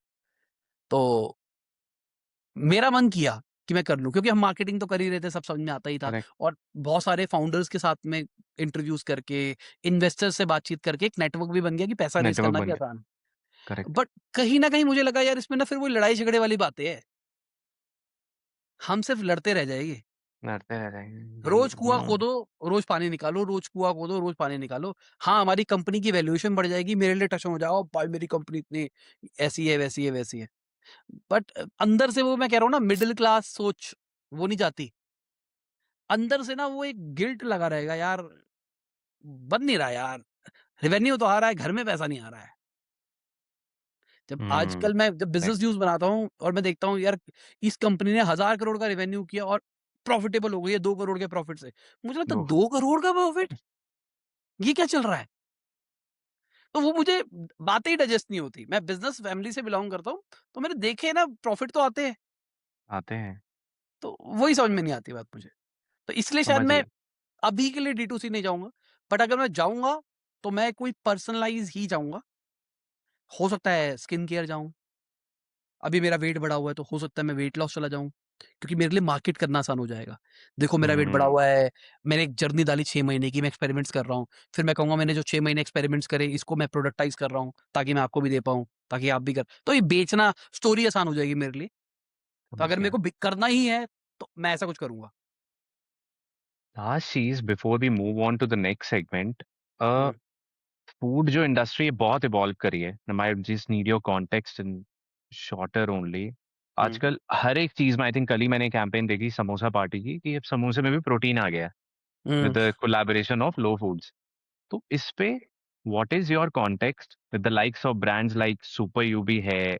वेयर डू यू सी कि सनी ये बहुत ऊपर जा रहा है, ये थोड़ा इवॉल्व करके वापस it will be back to the normal? और लाइक ये जो प्रोटीन स्पेशली अब नमकीन में भी प्रोटीन आ रहा है, मठरी में भी प्रोटीन आ रहा है, प्रोटीन बार्स में तो था ही, वो तो अब बहुत हुँ। कंपेरेटिव हो गई है। Where do you see protein in the food industry in India as a country? देखो मुझे नहीं देखो मैं सही बताता हूँ, मैंने इस पे रिसर्च नहीं करी क्योंकि मैं खाने-पीने वाला बंदा हूँ। तो अ, इसलिए मेरे को ये वाली कैटेगरी थोड़ी समझ नहीं आती और वही होता है ना, जो चीज़ हमको समझ में नहीं आती उसके ना एंटी चीज़ें ढूँढ लेते हैं हम। हम्म। तो मैंने उसकी एंटी चीज़ ढूँढ रखी है। जैसे फॉर एग्ज़ाम्पल मैं अपने दादाजी की बात करके चलूँ, क्या मेरे दादाजी बहुत हेवी प्रोटीन लेते थे? बट तब बढ़िया का जी है ना? टाइम अलग था शायद। टाइम अ, अलग था शायद तब का। What is time? टाइम मतलब तब चीज़ों में मिलावट नहीं होती थी, एयर क्वालिटी, सब पर चीज़ें क्या बहुत एयर अलग थी। क्वालिटी से प्रोटीन का कोई रिलेशन है? ये तो सिर्फ़ हाँ, अपने दिल को प्रोटीन का बनाने तो वाली बात है। रिलेशन नहीं है। मैं बट अपने हाँ, एक दादाजी की और बात चीज़ है। करके चलूँ, तो या आप पता कर लेना हरियाणा साइड पे भी बहुत सारे लोग होंगे जो घी खा रहे हैं मतलब हाँ, फैट खा रहे हैं, फैट, प्रोटीन नहीं ले रहे। फैट हेवी डाइट के बावजूद भी उन लोगों के मैं कहूँगा बीएमआईज़ बहुत हेवी होने के बावजूद भी वो लोग 80-85 साल के अंदर एकदम हेल्दी है। हमारे शहरों वाले लोगों से बेटर काम कर पा रहे हैं। मिलावट-विलावट एक कैटेगरी है, बट बिना प्रोटीन अगर मैं खाली प्रोटीन एज़ अ कैटेगरी की बात करके चलूँ, तो प्रोटीन उतना बड़ा फैक्टर नहीं था। नहीं था। प्लस फिर एक रिसर्च के अंदर मैं एक और वही मैं कह रहा हूँ ना मेरे जैसे लोग ना अपने रास्ते ढूँढ लेते हैं, लोगों को कन्विंस करने के लिए। अब देख मैं तो हाँ, मोटा इसलिए हूँ क्योंकि ऐसा चल रहा है। अ, एक एक और फिटनेस चेंज है ना, तब हाँ, फिज़िकल वर्क तब का और आज का इसमें बहुत ज़मीन-आसमान का अंतर आ गया। ठीक है एग्री बट कहानी ये है कि उस टाइम की डाइट और अब की डाइट में भी तो फ़र्क है ना। हुँ। अगर मैं अपने दादाजी का वो छाछ वाला गिलास देखता हूँ तो इतना बड़ा गिलास होता था, पीतल का गिलास। आज मुझसे नहीं पिया जाता। करेक्ट। मैं ये कहता हूँ कि अगर मैं सुबह ऑफिस जाता हूँ, शाम को घर पे आता हूँ और मेरी बेटी कहती है कि चलो पापा घूमने चलते हैं या चलो पापा खेलते हैं और मैं खेल पाता हूँ तो I am fit. I am fit. Simple सी बात फिटनेस की डेफिनेशन यही है। मैं वही कह रहा हूँ ना मेरे जैसे लोग अपने रास्ते ढूँढते हैं। फिर मैंने एक रिसर्च और पढ़ी वहाँ पर मुझे पता लगा एक नई चीज़, fat percentage. Fat percentage is also a myth कि कहते हैं ना इतने परसेंट फैट बनना अच्छा होता है, इतने परसेंट गलत होता है, इतने हुँ, हुँ। हर बंदे का आइडियल फैट परसेंटेज अलग हो सकता है। पता है आपको ये बात? करेक्ट। फॉर एग्जाम्पल हो सकता है कि आप 15% फैट पे अच्छा फील करो और हो सकता है 15% फैट पे मैं बहुत ही लो इन एनर्जी फील करूं, मेरी फिटनेस एकदम ऐसे आ जाए। हो सकता है मेरा आइडल फैट परसेंटेज 20-22%, हुँ। आपका कुछ और हो क्योंकि हमारे जेनेटिक्स अलग है। हमने ये जो सब कुछ जनरलाइज कर दिया है ना कि इसके लिए इतना प्रोटीन होना चाहिए, इसके लिए इतना ये होना चाहिए। मैं ऐसे पर्सनली लोगों को जानता हूं, आप हम फिजिक मिले हैं पर्सनली ना, एनर्जी ठीक थी मेरे इवेंट के अंदर, ठीक है। सबसे ज़्यादा आप ही की थी।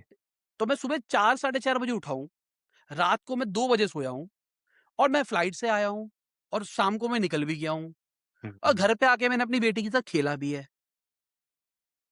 और मैंने खाना भी नहीं खाया था, वो तो आपको भी पता है ये बात, हुँ। ठीक है? क्या फ़र्क पड़ा? तो मु और मेरा वेट बढ़ा हुआ है, बीएमआई मेरा इस टाइम 27-28 होगा। पर कहानी मतलब मुझे ऐसा लगता है कि ना बहुत सारी चीज़ें ना मार्केटर्स ने पिछले 10 साल में मार्केटर बेची है, बेची हैं। Just to sell the products जो कि शायद पहले उतने नहीं थे यार, क्योंकि आज ये ना चीज़ बिकती है और अच्छे मार्जिन्स है, तो इसलिए बेची जा रही है। समझ रहा हूँ। पर मुझे लगता है कि हम ना एक बहुत बड़ी चीज़, और ये होगा, पता क्या होगा? ये ना थोड़ी देर रुक जाओ, अभी ना नई कैटेगरी ऑफ कंपनीज़ आ रही है, जो पर्सनलाइज़ हेल्थ केयर पे आ रही है। हाँ, जो आएगी। आपका ब्लड टेस्ट कर रही है, जो आपका स्टूल टेस्ट कर रही है, वो देख रही है आपके पेट के अंदर कौन से माइक्रोबियल्स है, कौन से मिसिंग है। बेस्ड ऑन दैट आपका कौन-सा खाना ब्लोट करेगा, कौन-सा नहीं करेगा, मतलब पर्सनलाइज़ कर दिया। ब्लड टेस्ट हुँ, करते हैं, ब्लड टेस्ट में भी अ, आप लैक्टोज़ कैसे करेगा, कैसा क्या करेगा, क्या नहीं करेगा। बेस्ड ऑन दैट पर्सनलाइज़, और फिर मेरा वेट देखा जाएगा, सब कुछ देखा जाएगा। फिर बेस्ड ऑन दैट मेरा पूरा प्लान बनाया जाएगा। तो मुझे लगता है ये वाली जब कैटेगरी उठेगी ना, और ये कैटेगरी में बहुत पैसा है। ओके। तो जब ये कैटेगरी उठेगी ना, तो वो पुरानी वाली जो रिसर्चेज़ है ना, उसको फिर झूठ बोला जाएगा। फिर उसके लिए पैसा खर्च किया होता जाएगा। है। फिर ये हमारे पॉडकास्ट की रील कट के निकलेगी। तो बट मैं यही कहता हूँ कि प्रोटीन बैड नहीं है, कुछ प्रॉब्लम नहीं है। बट मुझे लगता है कि थोड़ी मार्केटिंग भी है, और इसी चक्कर में इंडस्ट्री उठ भी रही है, और ये उठ और रही है, उठेगी भी, ये मतलब उठेगी भी। नहीं I think thanks for all the wonderful insights. I think हुँ, मेरे लिए भी बहुत अच्छा एक्सपीरियंस था इस एक हुँ, सेगमेंट में। नाउ हाँ, moving on to content creation. While you've been creating content since a decade and um. would have analyzed maybe hundreds or maybe thousands of other channels as well. तो इसमें some hit explosive growth and there are some जो कभी grow नहीं कर पाते even though their content was great. तो इसमें what is your context and क्या secret क्या है इसमें? यार मुझे पता क्या लगता है कि मैटर ये नहीं करता कितने लोग आपको देखते हैं, मैटर ये करता है आपको कौन देखता है। जिस दिन बात हम्म, ये समझ में आ जाएगी ना, तो आपके ना केपीआईज़ डिफरेंट हो जाएँगे। समझ रहा हूँ। फॉर एग्ज़ाम्पल, आप अगर कंटेंट क्रिएट कर रहे हो और आपको व्यूज़ चाहिए, तो नंगे होके नाचो, है ना? जरूर। कोई समझ। म्यूज़िक चलेगा नया वाला, उसके ऊपर नाचने लग जाओ, ठीक है? करेक्ट। कुछ भी कोल्ड ड्रिंक, आज कोल्ड ड्रिंक का रिव्यू करेंगे, गिरा दो अपने ऊपर। लोगों को ऐसी चीज़ें मज़ा आता है ना, मजा तो आता उसपे है। व्यूज़ आएँगे बाय डिफ़ॉल्ट। और एल्गोरिदम क्या कहती है, जिस पे लाइक्स, कमेंट्स आ रहे हैं, उसको ज़्यादा प्रमोट किया जाएगा। मेरे को लगता है बहुत सारे लोग ना, मतलब वही बात है ना, क्योंकि मार्केटर्स कम है। मैं मार्केटिंग बैकग्राउंड से आता हूँ, तो आप देखोगे मेरे मल्टीपल चैनल्स खुलता चला गया। बहुत हम्म। सारे लोग बोलते हैं भाई मल्टीपल चैनल्स की ज़रूरत क्या है? मैं एक चैनल को एक टारगेट ऑडियंस की तरह ट्रीट करता हूँ। समझ गया। फॉर एग्ज़ाम्पल, मैं आपकी बात करता हूँ। आप हिंदी में कंटेंट क्रिएट कर रहे हो, ठीक है?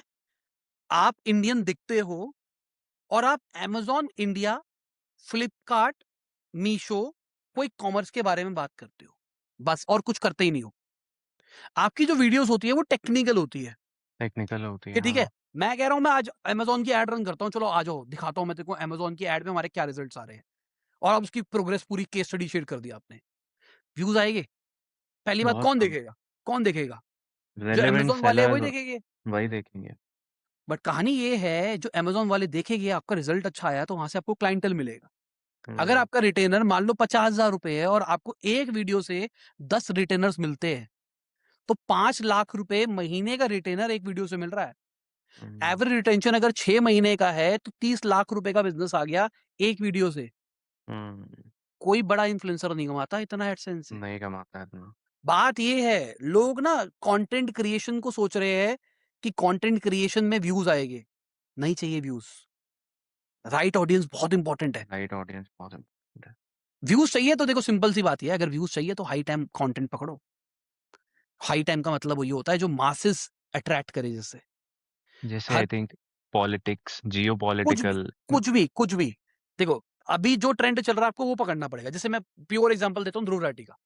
हुँ, कुछ भी नया होगा, प्लेन क्रैश हुआ उसकी वीडियो आ जाएगी 2 दिन बाद। करेक्ट, अब वो प्लेन क्रैश में प्लेन क्रैश एक्सपर्ट बन गया है। पॉल्यूशन बढ़ेगा तो पॉल्यूशन एक्सपर्ट बन जाएगा। करेक्ट। कुछ न्यूट्रिशन का आएगा तो न्यूट्रिशन एक्सपर्ट बन जाएगा। आज मज़ा तो यही है ना, रिसर्च ही तो करनी है, एक टीम लेके आनी है। रिसर्च ज़्यादातर कंटेंट क्रिएटर कर क्या रहे हैं? एक टीम बना रखी है जो रिसर्च करती है, फिर एक रिसर्च टीम है जो करती है, स्क्रिप्टिंग करती है, सामने स्क्रिप्टिंग करती है, टेलीप्रॉम्प्टर लगाते हैं और बोलते रहते हैं। एडिटर उसको एडिट करके डाल देता है, तो वो तो एक एडिट एंकर ही है। करके करेक्ट। वही न्यूज़ वाले प्लेटफ़ॉर्म पे आज कंटेंट क्रिएटर बन गए हैं। तो जो व्यूज़ वाला गेम है, वो है high time category. High time category मतलब ऐसी चीज़ें पकड़ो, जैसे व्यूज़ चाहिए। पॉल्यूशन बहुत है। हुँ, दिल्ली सरकार को मैंने वोट दिया था इसलिए पॉल्यूशन बढ़ गया है। अब क्या है? सरकार से सब लोग परेशान हैं। हाई अब टाइम हाँ, ऑडियंस है जो परेशानी होगी। हम देखो, ये एक वो है, मैं आपको ह्यूमन साइकोलॉजी बताता हूँ। हमारी ज़िंदगी की जो प्रॉब्लम्स है ना, उसकी गलती हम किसी और पे डालना पसंद करते हैं। पसंद कर दें, ये आदत है, करेक्ट। बहुत कम लोग होंगे जो अपनी गलती खुद मानते हैं। वो कहते हैं भाई भगवान ने किया था, मेरे माँ-बाप ने मुझे पढ़ा नहीं पाए, कॉम्पिटिटर ने मुझे दबा दिया, पॉलिसी चेंज आ गया, बंदा ही गलत मिल गया मुझे, मेरी टीम खराब है, दूसरा ही गलत होता है हमेशा। तो जब आप उसको वो अपॉर्च्युनिटी देते हो ना, कि तेरी लाइफ में जो प्रॉब्लम आ रही है इसकी गलती तू नहीं है, वो है, वो खुश हो जाता है। खुश हो जाता है। तब वो लाइक भी करता है, तब वो कमेंट भी करता है, तब वो शेयर भी करता है। हम्म। तो अगर ऐसा कंटेंट बनाओगे तो एल्गोरिदम आपको हमेशा प्रमोट करेगी। दूसरा भी एक नया ट्रेंड शुरू हो रखा है जिसको रेज बेट कहा जाता है। ऐसा कंटेंट जिसके अंदर उल्टी सीधी बातें करो। फॉर एग्जांपल जो अभी हमने बात करी फैट लॉस वाली, जो मैं बात कर रहा था, ठीक है? पर उसके आगे मैंने डिस्क्लेमर दिया कि भाई मैं आलसी आदमी हूं, मुझे खाना पसंद है और मैं इसलिए वही चीजें ढूंढता हूं जो मुझे ढूंढनी होती है। हम्म। इसकी कॉन्ट्राडिक्टरी रिसर्च हो सकती है, बट मान के चलो जो मैंने बात उठाई है, मैंने इसी बात को उठाया और बोला कि अभी तक आपको न्यूट्रिशन ब्रांड जो ये बेच रहे हैं चूरन है, चूरन, कुछ नहीं होगा इससे, छोड़ दो प्रोटीन। अगर आप हेल्दी रहना चाहते हो तो भाई घी लो, घी। मेरे दादाजी 90 साल के थे, उनका ये था, ये था, ये था, ये था। नहीं मानते? ये देखो, ये रिसर्च देखो, ये रिसर्च देखो, ये रिसर्च देखो। मैंने सिलेक्टिव स्टोरी टेलिंग करी। इसकी करेक्ट। कॉन्ट्रडिक्टरी चीजें हो सकती थी। हो मैंने सकता। सिलेक्टिव स्टोरी टेलिंग करी। अब मैंने किस ऑडियंस को हिट किया यहाँ पे, आप बताओ, कौन तो देखेगा? सबको ऐड किया, सब देखेंगे ये तो। तो जो लोग एक्चुअली प्रोटीन को मानते हैं अच्छा, वो लोग मुझे गाली देने के लिए आएंगे, हाँ। वो लोग मेरे मीम्स बनाएंगे। जो लोग मेरे जैसे आलसी है, वो उनको मिल गई प्रॉब्लम हम्म। कि भाई मेरे मैं पतला इसलिए नहीं हो रहा, ये फालतू के प्रोटीन शोटीन जो फंस गया हो ना मैं इन्फ्लुएंसर के चक्कर में, इसलिए नहीं हो रहा। मेरे को तो अपने दादाजी की तरह जीना है। बात तो सही कह रहा है। तो उनको एक गलती वाला बंदा मिल गया, तो उनको मैंने गलती वाला बंदा दे दिया और दूसरी ऑडियंस को मैंने क्या दे दिया? सुनाने वाला। सुनाने वाला। तो लोग गाली देने के लिए भी आ रहे हैं, उससे भी एंगेजमेंट बढ़ रही है। लोग उनसे भी लड़ रहे हैं, उससे भी एंगेजमेंट बढ़ रही है, जिससे मेरा कंटेंट उठ जाएगा। बट अगेन बात वही है कि हमको खुद से डिसाइड करना है कि हमारा आइडिया क्या है। क्या हम्म। हम व्यूज लाना चाहते हैं तो हाई टाइम खेलो? क्या हम ब्रांड बनना चाहते हैं तो एक कैटेगरी टारगेट ऑडियंस डिफाइन करके कंटेंट बनाओ? इतना नहीं सोचना। जैसे फॉर एग्जांपल बताता हूँ, मेरा जितना कंटेंट देखो, अगर मैं बात करता, मैं स्टार्टिंग में आपके साथ आपने स्टार्टिंग इंग्लिश में करी तो मैं इंग्लिश कंटिन्यू कर सकता था, बट मैंने हमेशा अपनी टोन ऐसी रखी। क्यों? मेरा ऑडियंस पर्सोना दिमाग में क्लियर है। मेरे को कौन देखता है, मेरे को कैसे देखेगा।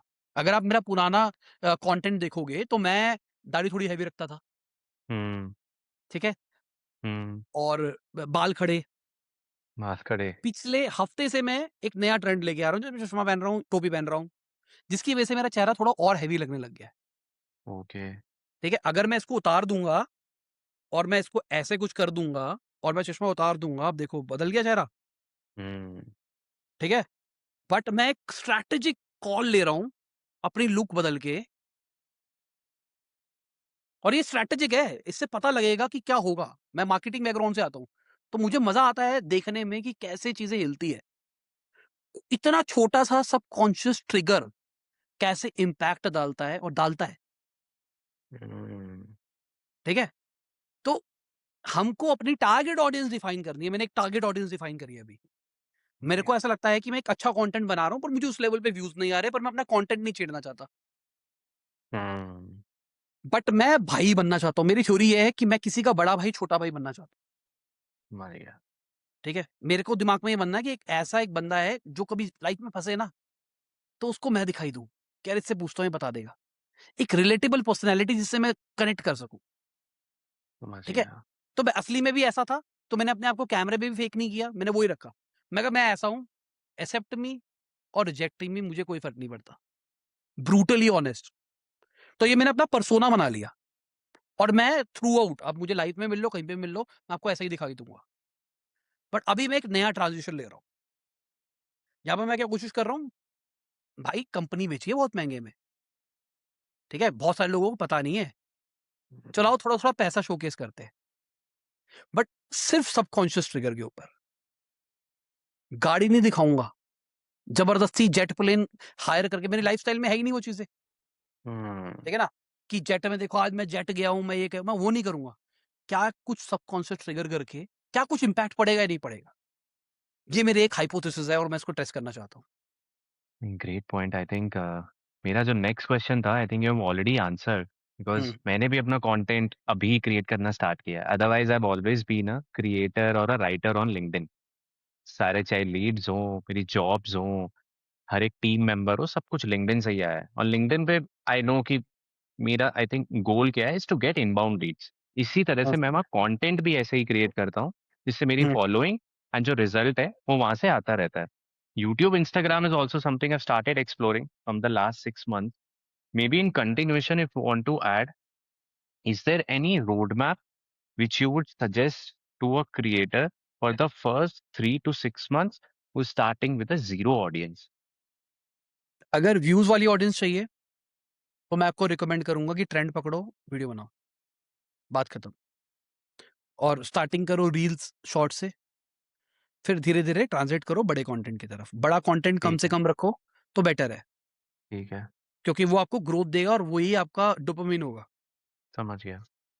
अगर आपका गोल इज ब्रांड, तो सबसे पहले अपनी टारगेट ऑडियंस डिफाइन करो। उस टारगेट ऑडियंस को कौन सी बेस्ट पर्सनैलिटी लगेगी उसको लिखो। हम्म। फिर आप क्या हो उसको लिखो। फिर मैच द कॉलम करो। फिर अपना वही साइड दिखाओ दुनिया को जो दिखाना चाहते हो। दिखाना चाहते हो। बात खत्म। जैसे फॉर एग्जाम्पल मैं आपसे पूछता हूँ, क्या आपको लगता है मैं अय्याश हूँ, बहुत ज्यादा पैसा खर्च करता हूँ, जब मन करता है पैसा फेंक देता हूँ, पैसे को पैसा नहीं समझता? मेरा एक फेस था, पता है, पर मैंने कभी बताया ही नहीं। क्यों बताऊं? हम्म। मेरी पर्सनैलिटी बदल जाएगी यार। क्यों समझ दिखाऊं गया। मैं? तो हम अपनी पर्सनैलिटी की जो जो मैच द कॉलम वाली चीजें आ रही है उसको अपने परसोना में रखेंगे, हमारी पर्सनैलिटी तैयार हो गई। और उसी से हमारे अटायर भी आएगा। जब मैंने हम्म। यूट्यूब चैनल शुरू किया था तो स्टार्टिंग की कुछ वीडियोस में मैं शर्ट सूट पहनता था, क्योंकि उस टाइम पे मैं वही पहनता था, सच बताऊं तो। क्योंकि मार्केटिंग हेड था, एजेंसी भी चलती थी, एमबीए बैकग्राउंड से था, तो हमको शर्ट कोट वोट सिखाया गया था। फिर करेक्ट। जब और मैं सिर्फ मजे के लिए बना रहा था कंटेंट। 6 महीने डाउन द लाइन जब मैंने सोचा कि यार इसको कुछ बिजनेस बन सकता है, मतलब यहाँ पे कुछ हो रहा है, तब मैंने बैठ के खुद से एक स्ट्रैटेजिक डिसीजन लिया कि यार मुझे ऑडियंस पर्सोना बना के काम करना पड़ेगा। जैसे हम ब्रांड्स के लिए काम करते हैं वैसे मैं अपने लिए काम करूंगा। तब से अगर आप देखोगे, उससे पहले मेरा कंटेंट कुछ भी आता था, हम्म। जो मन करता था, आज एक नई बुक पढ़ी डाल दी, किसी भी कैटेगरी को मुझे कोई फर्क नहीं पड़ता था। बट 6 महीने बाद मैंने ऑडियंस पर्सोना पकड़ लिया कि भाई मैं यही हूं। तो अगर हम्म। आप जैसे बहुत पहले से मुझे देख रहे हो, सबको पता है मैं डिजिटल मार्केटिंग करता हूं, मेरी एजेंसी चलती है। क्या मैंने राइट। कभी एजेंसी बेची? क्या कभी मैंने किसी वीडियो में बोला आओ मेरी एजेंसी से जुड़ लो? जोड़ लो। कभी नहीं। वो एक सबकॉन्शियस ट्रिगर था। अब जैसे अगर मैं अभी ए कर रहा हूं, अभी अगर अब ने ऑलमोस्ट 1 घंटा रिकॉर्ड कर लिया, अभी मैं ए कर रहा हूं, क्या मैंने किसी को बोला कि मैं एआई में बहुत अच्छा हूं, मैं एआई में बहुत टाइम स्पेंड करता हूं? बट क्या it's already understood? Already understood. बस ये स्ट्रैटेजी है जो मतलब कर करके आएगी, समझ में आएगा कि बिल्कुल। हमको विच साइड ऑफ पर्सनालिटी दिखानी है, कौन सी करना है, कौन सा नहीं करना। क्या आज मैं मार्केटिंग नहीं कर रहा? बिल्कुल कर रहा हूं।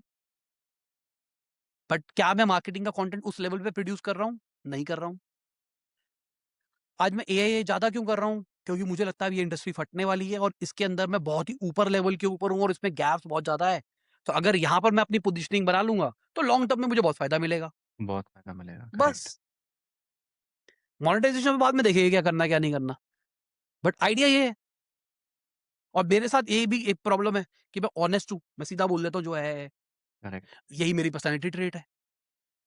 अगर मैं अपना ऑडियंस पर्सोना लिखूँ ना, उसमें सबसे ऊपर मैंने ऑनेस्टी लिखा था कि मैं झूठ नहीं बोलूंगा चाहे कुछ भी हो जाए।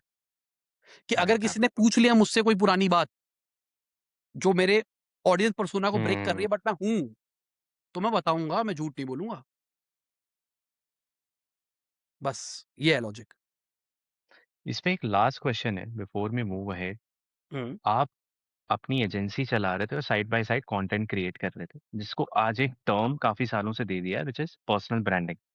आप हम्म। तब से कर रहे हो जब ये टर्म एग्जिस्ट भी नहीं करता था। शायद आपके हम्म माइंड में भी नहीं था कि यार मैं इस वजह से बना रहा हूँ क्योंकि यार पर्सनल ब्रांडिंग इंपॉर्टेंट है जो आज हम्म इतने चीजों पे ट्रेंड कर रहा है। Like Arindam Paul, founder of Zero to Scale, book लिख ली, लिंक्डइन पे very hmm active.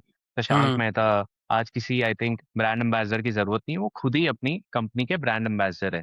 I was hmm किसी का पॉडकास्ट देख रहा था, वहां पे समवन मेंशन की कंपनी, एजेंसी, ब्रांड, अगर एक स्पेसिफिक कंटेंट क्रिएशन डिपार्टमेंट नहीं होगा देन मे बी बाय 2030 शायद वो कंपनीज, ब्रांड, एजेंसीज एग्जिस्ट भी नहीं करेंगी। हम्म So my point is, if anyone is building a business, agency, D2C brand, shop भी ओपन कर रहा, अब तो बहुत सारे शॉप ओनर्स के भी वीडियोस इंस्टाग्राम पे वायरल होने लगे। डू यू फील दैट कि personal branding is a compulsion, no brainer, करना ही करना है? मैं आपसे सवाल पूछता हूँ इसी का। आपके पास दो बंदे हैं, दोनों बंदे 500 रुपए का प्रोडक्ट बेच रहे हैं और सेम प्रोडक्ट बेच रहे हैं। आप किससे लेना पसंद करोगे, जिसको आप जानते हो, जिसको नहीं जानते हो? जिसको जानते हैं। बस पर्सनल ब्रांड यही तो कर रहा है। हम्म। हम कंटेंट क्रिएट करके अपने ब्रांड के बारे में, अपने बारे में अवेयरनेस फैला रहे हैं। हम्म। जब हम हमारे ब्रांड के बारे में लोग जानने लगते हैं और हम पे ट्रस्ट करने लगते हैं, सेल्स का सबसे इंपॉर्टेंट पार्ट ही ट्रस्ट है ना। ट्रस्ट है, तो जब करेक्ट। हम जब हम कंटेंट क्रिएट करते हैं और ट्रस्ट क्रिएट करना शुरू करते हैं, तो वो ट्रस्ट कहीं ना कहीं ट्रांजिशन वैल्यू में कन्वर्ट होता ही है। एब्सोल्युटली। बस सीधा सा लॉजिक यही है। नहीं, आई थिंक तो मतलब personal very branding simple. Is must must. इसी वजह से शायद हम भी लगे हुए हैं उसमें, होपफुली आई थिंक। नहीं, बस करते रहो नहीं, ना। I think. हाँ। होपफुली नहीं बोलना होता यहाँ पे। मैं थोड़ा लॉ ऑफ अट्रैक्शन वाला बंदा हूँ। Law of hmm. अट्रैक्शन का हो या फिर आप खुद का सेल्फ बिलीफ सिस्टम की बात करके चलो, होपफुली समझ। कुछ नहीं होता। नहीं होता है। हो जाएगा। बात खत्म। दिमाग में क्लियर होना चाहिए, ये तो हो जाएगा। अगर हम्म। सोचोगे होपफुली, तो फिर पता क्या होगा, फिर हमने रास्ते ढूंढने लग जाते हैं। जैसे वही मैं, अगर मैं फैट लॉस जर्नी की अपनी बात करके चलूं, तो मैं बहुत बार कोशिश करी है। मैं इतना तो मैं कर ही लूंगा, इतना मैं करूं। जब मैंने ये वाला थॉट प्रोसेस रखा, मैंने बहुत बार सोचा कि मैं कभी भी जिम या इस टाइप की ज्यादा टाइम क्यों नहीं कर पाता, क्योंकि वो हमेशा जाऊंगा, कर दूंगा, ये हो जाएगा होता है। हम्म। मेरे बिजनेस डिसीजन ऐसे होते हैं, कुछ भी काम करना हो अभी कर, शाम तक हो जाना चाहिए। तो वो हमेशा मैं कहूंगा प्रोडक्टिव इसलिए ही रहे क्योंकि मैं हमेशा डिसाइसिव रहा, मतलब पता था मुझे क्या करना है। हम्म। तो हमेशा मे बी दिमाग क्विक दिमाग को भी डिसीजन प्रिपेयर मेकिंग। ये करो। प्रिपेयर को, दिमाग को भी प्रिपेयर ये करो, ये तो करना ही है, हो गया है टाइप्स। इसमें वो लॉ ऑफ अट्रैक्शन भी ना करके हम अपने दिमाग को प्रिपेयर कर रहे हैं कि ना, ये तो करना ही है, ऑप्शन ही नहीं है। ऑप्शन ही नहीं है, करेक्ट।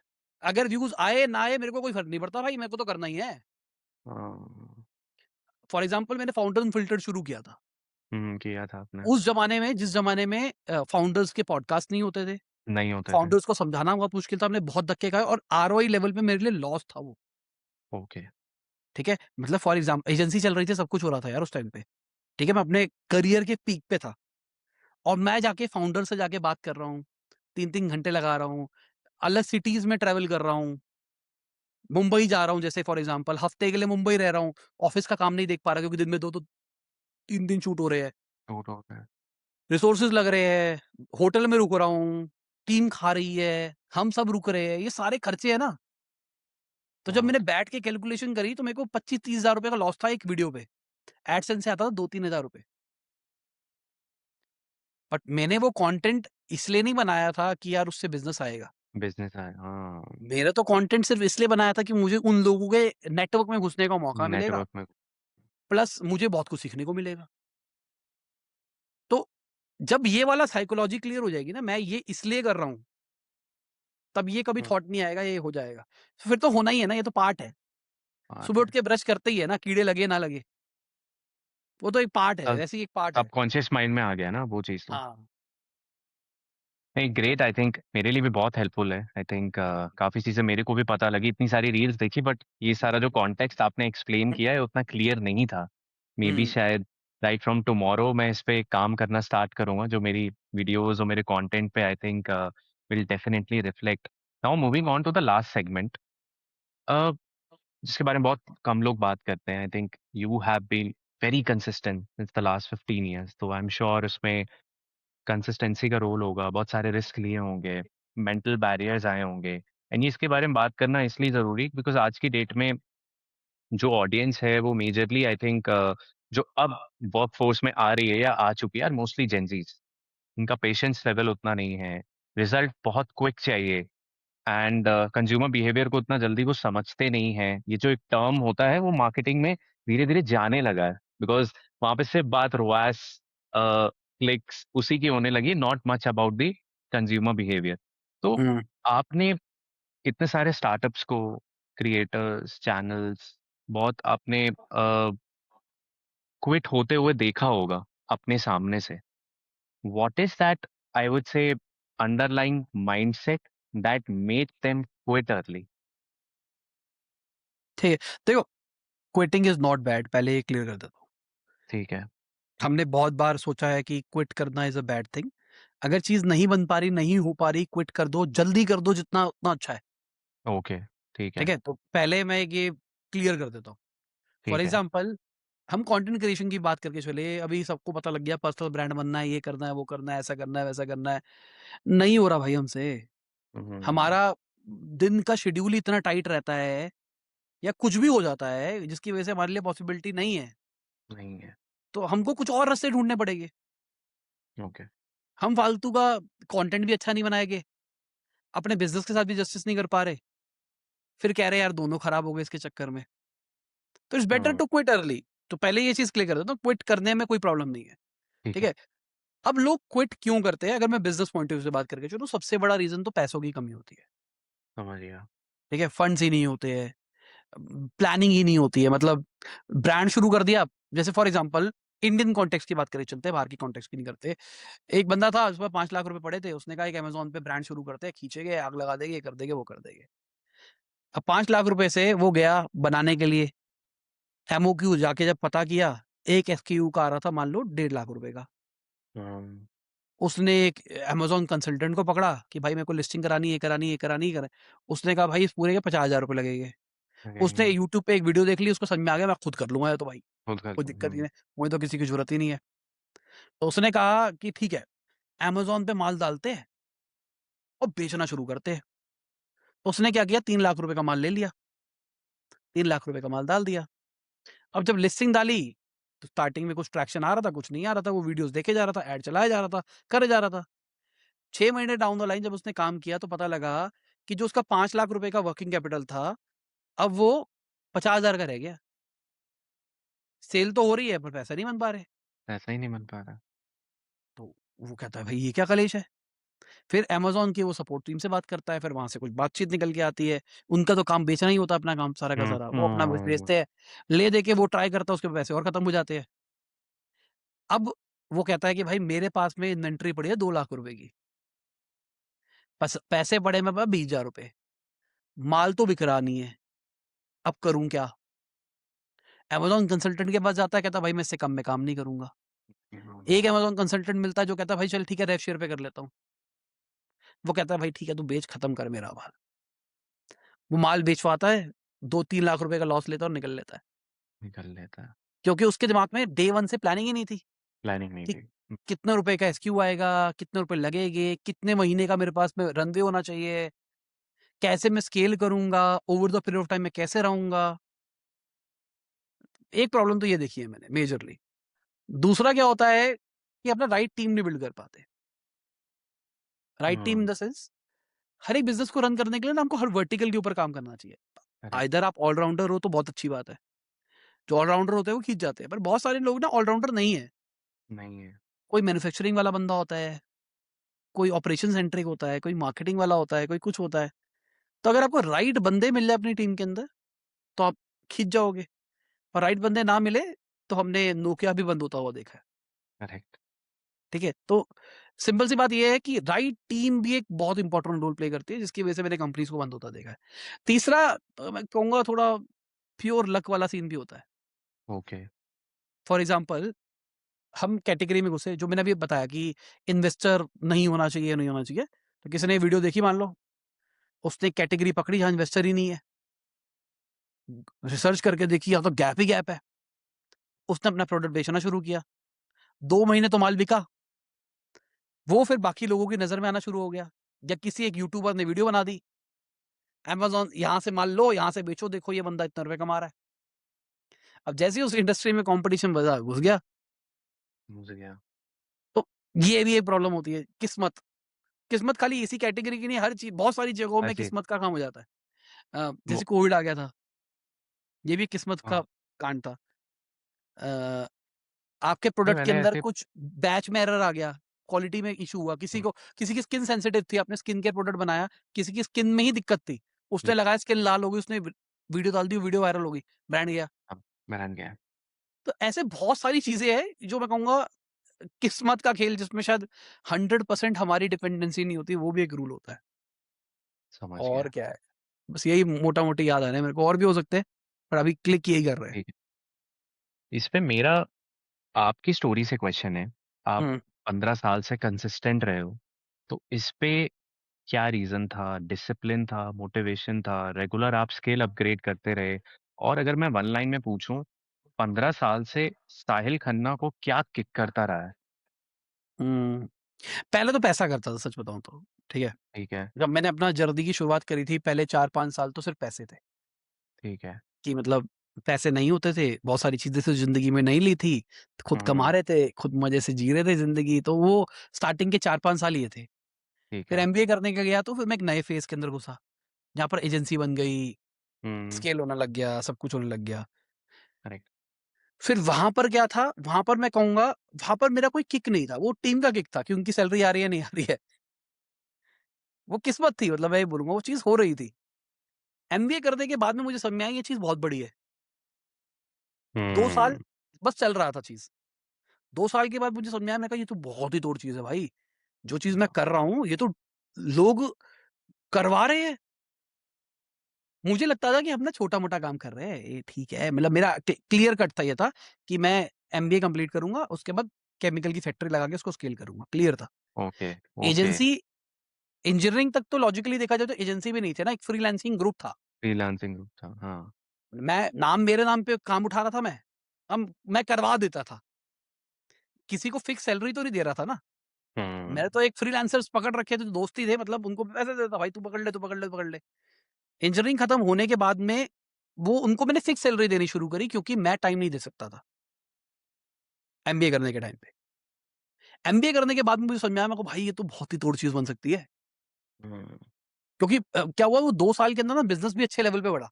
मेरे पास मजे की बात ये हुई कि हमारे रिटेनर्स लंबे रहे, लोग हमको छोड़ के नहीं गए, हम्म। और हमारे रेफरल्स बहुत हाई रहे। ओके। तो अब और मैं रेफ शेयर पे भी काम करता था।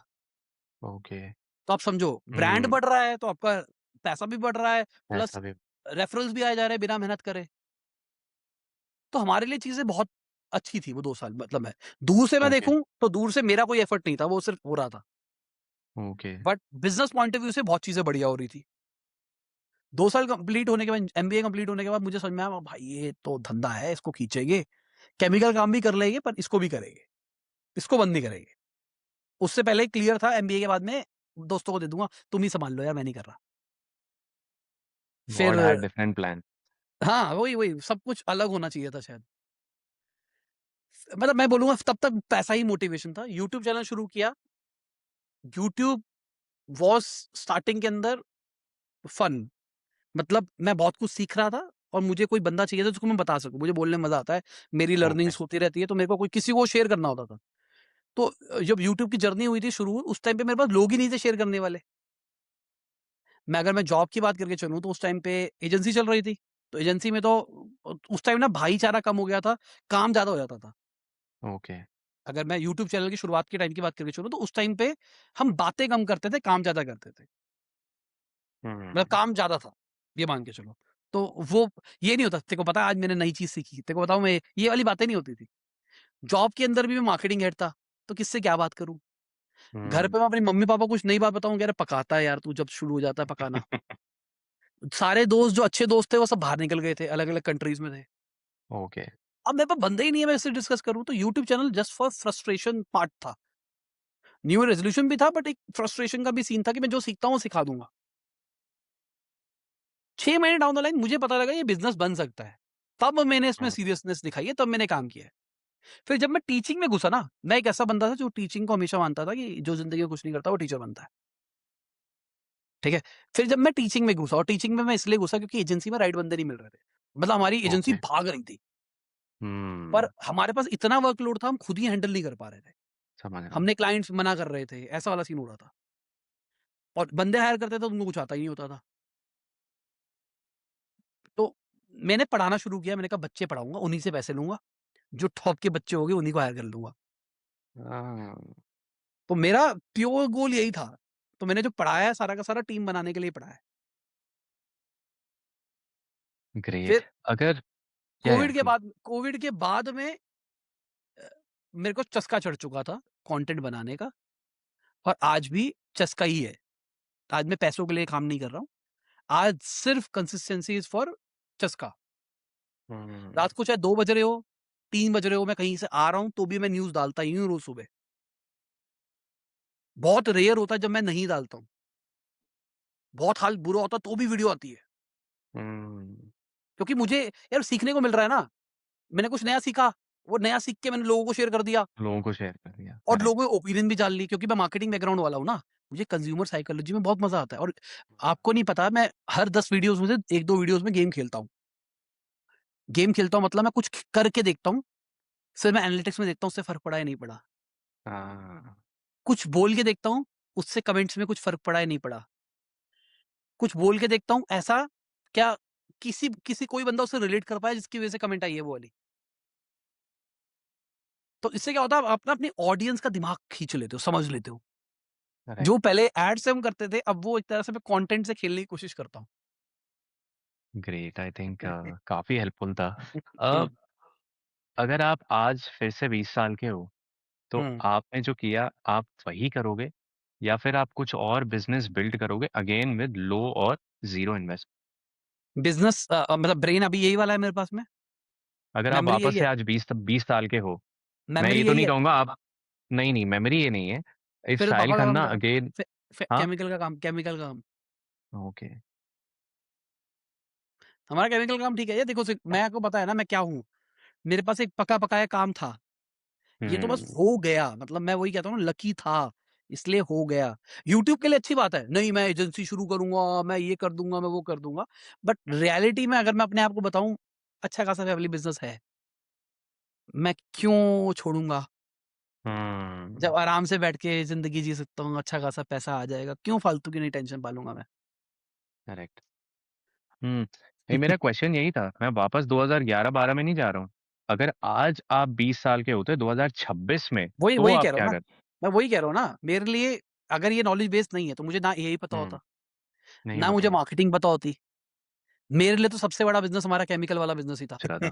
हाँ। आज मेरा लास्ट क्वेश्चन है, हुँ, 18 से 22 साल का जो यंगस्टर है, जो हुँ। थोड़ा भटका हुआ है, मेल हो फीमेल हो, डजेंट मैटर, करना चाहते हैं बहुत कुछ, लाइक मैंने स्टार्टिंग में कहा, इंफॉर्मेशन की कमी नहीं है, रिसोर्सेज की कमी नहीं है, डिस्ट्रैक्ट होना बहुत इजी है, बहुत कुछ अबंडेंस में है, आप उनको क्या एक एडवाइस करोगे which will make them pretty good और एक्सेल इन देयर करियर?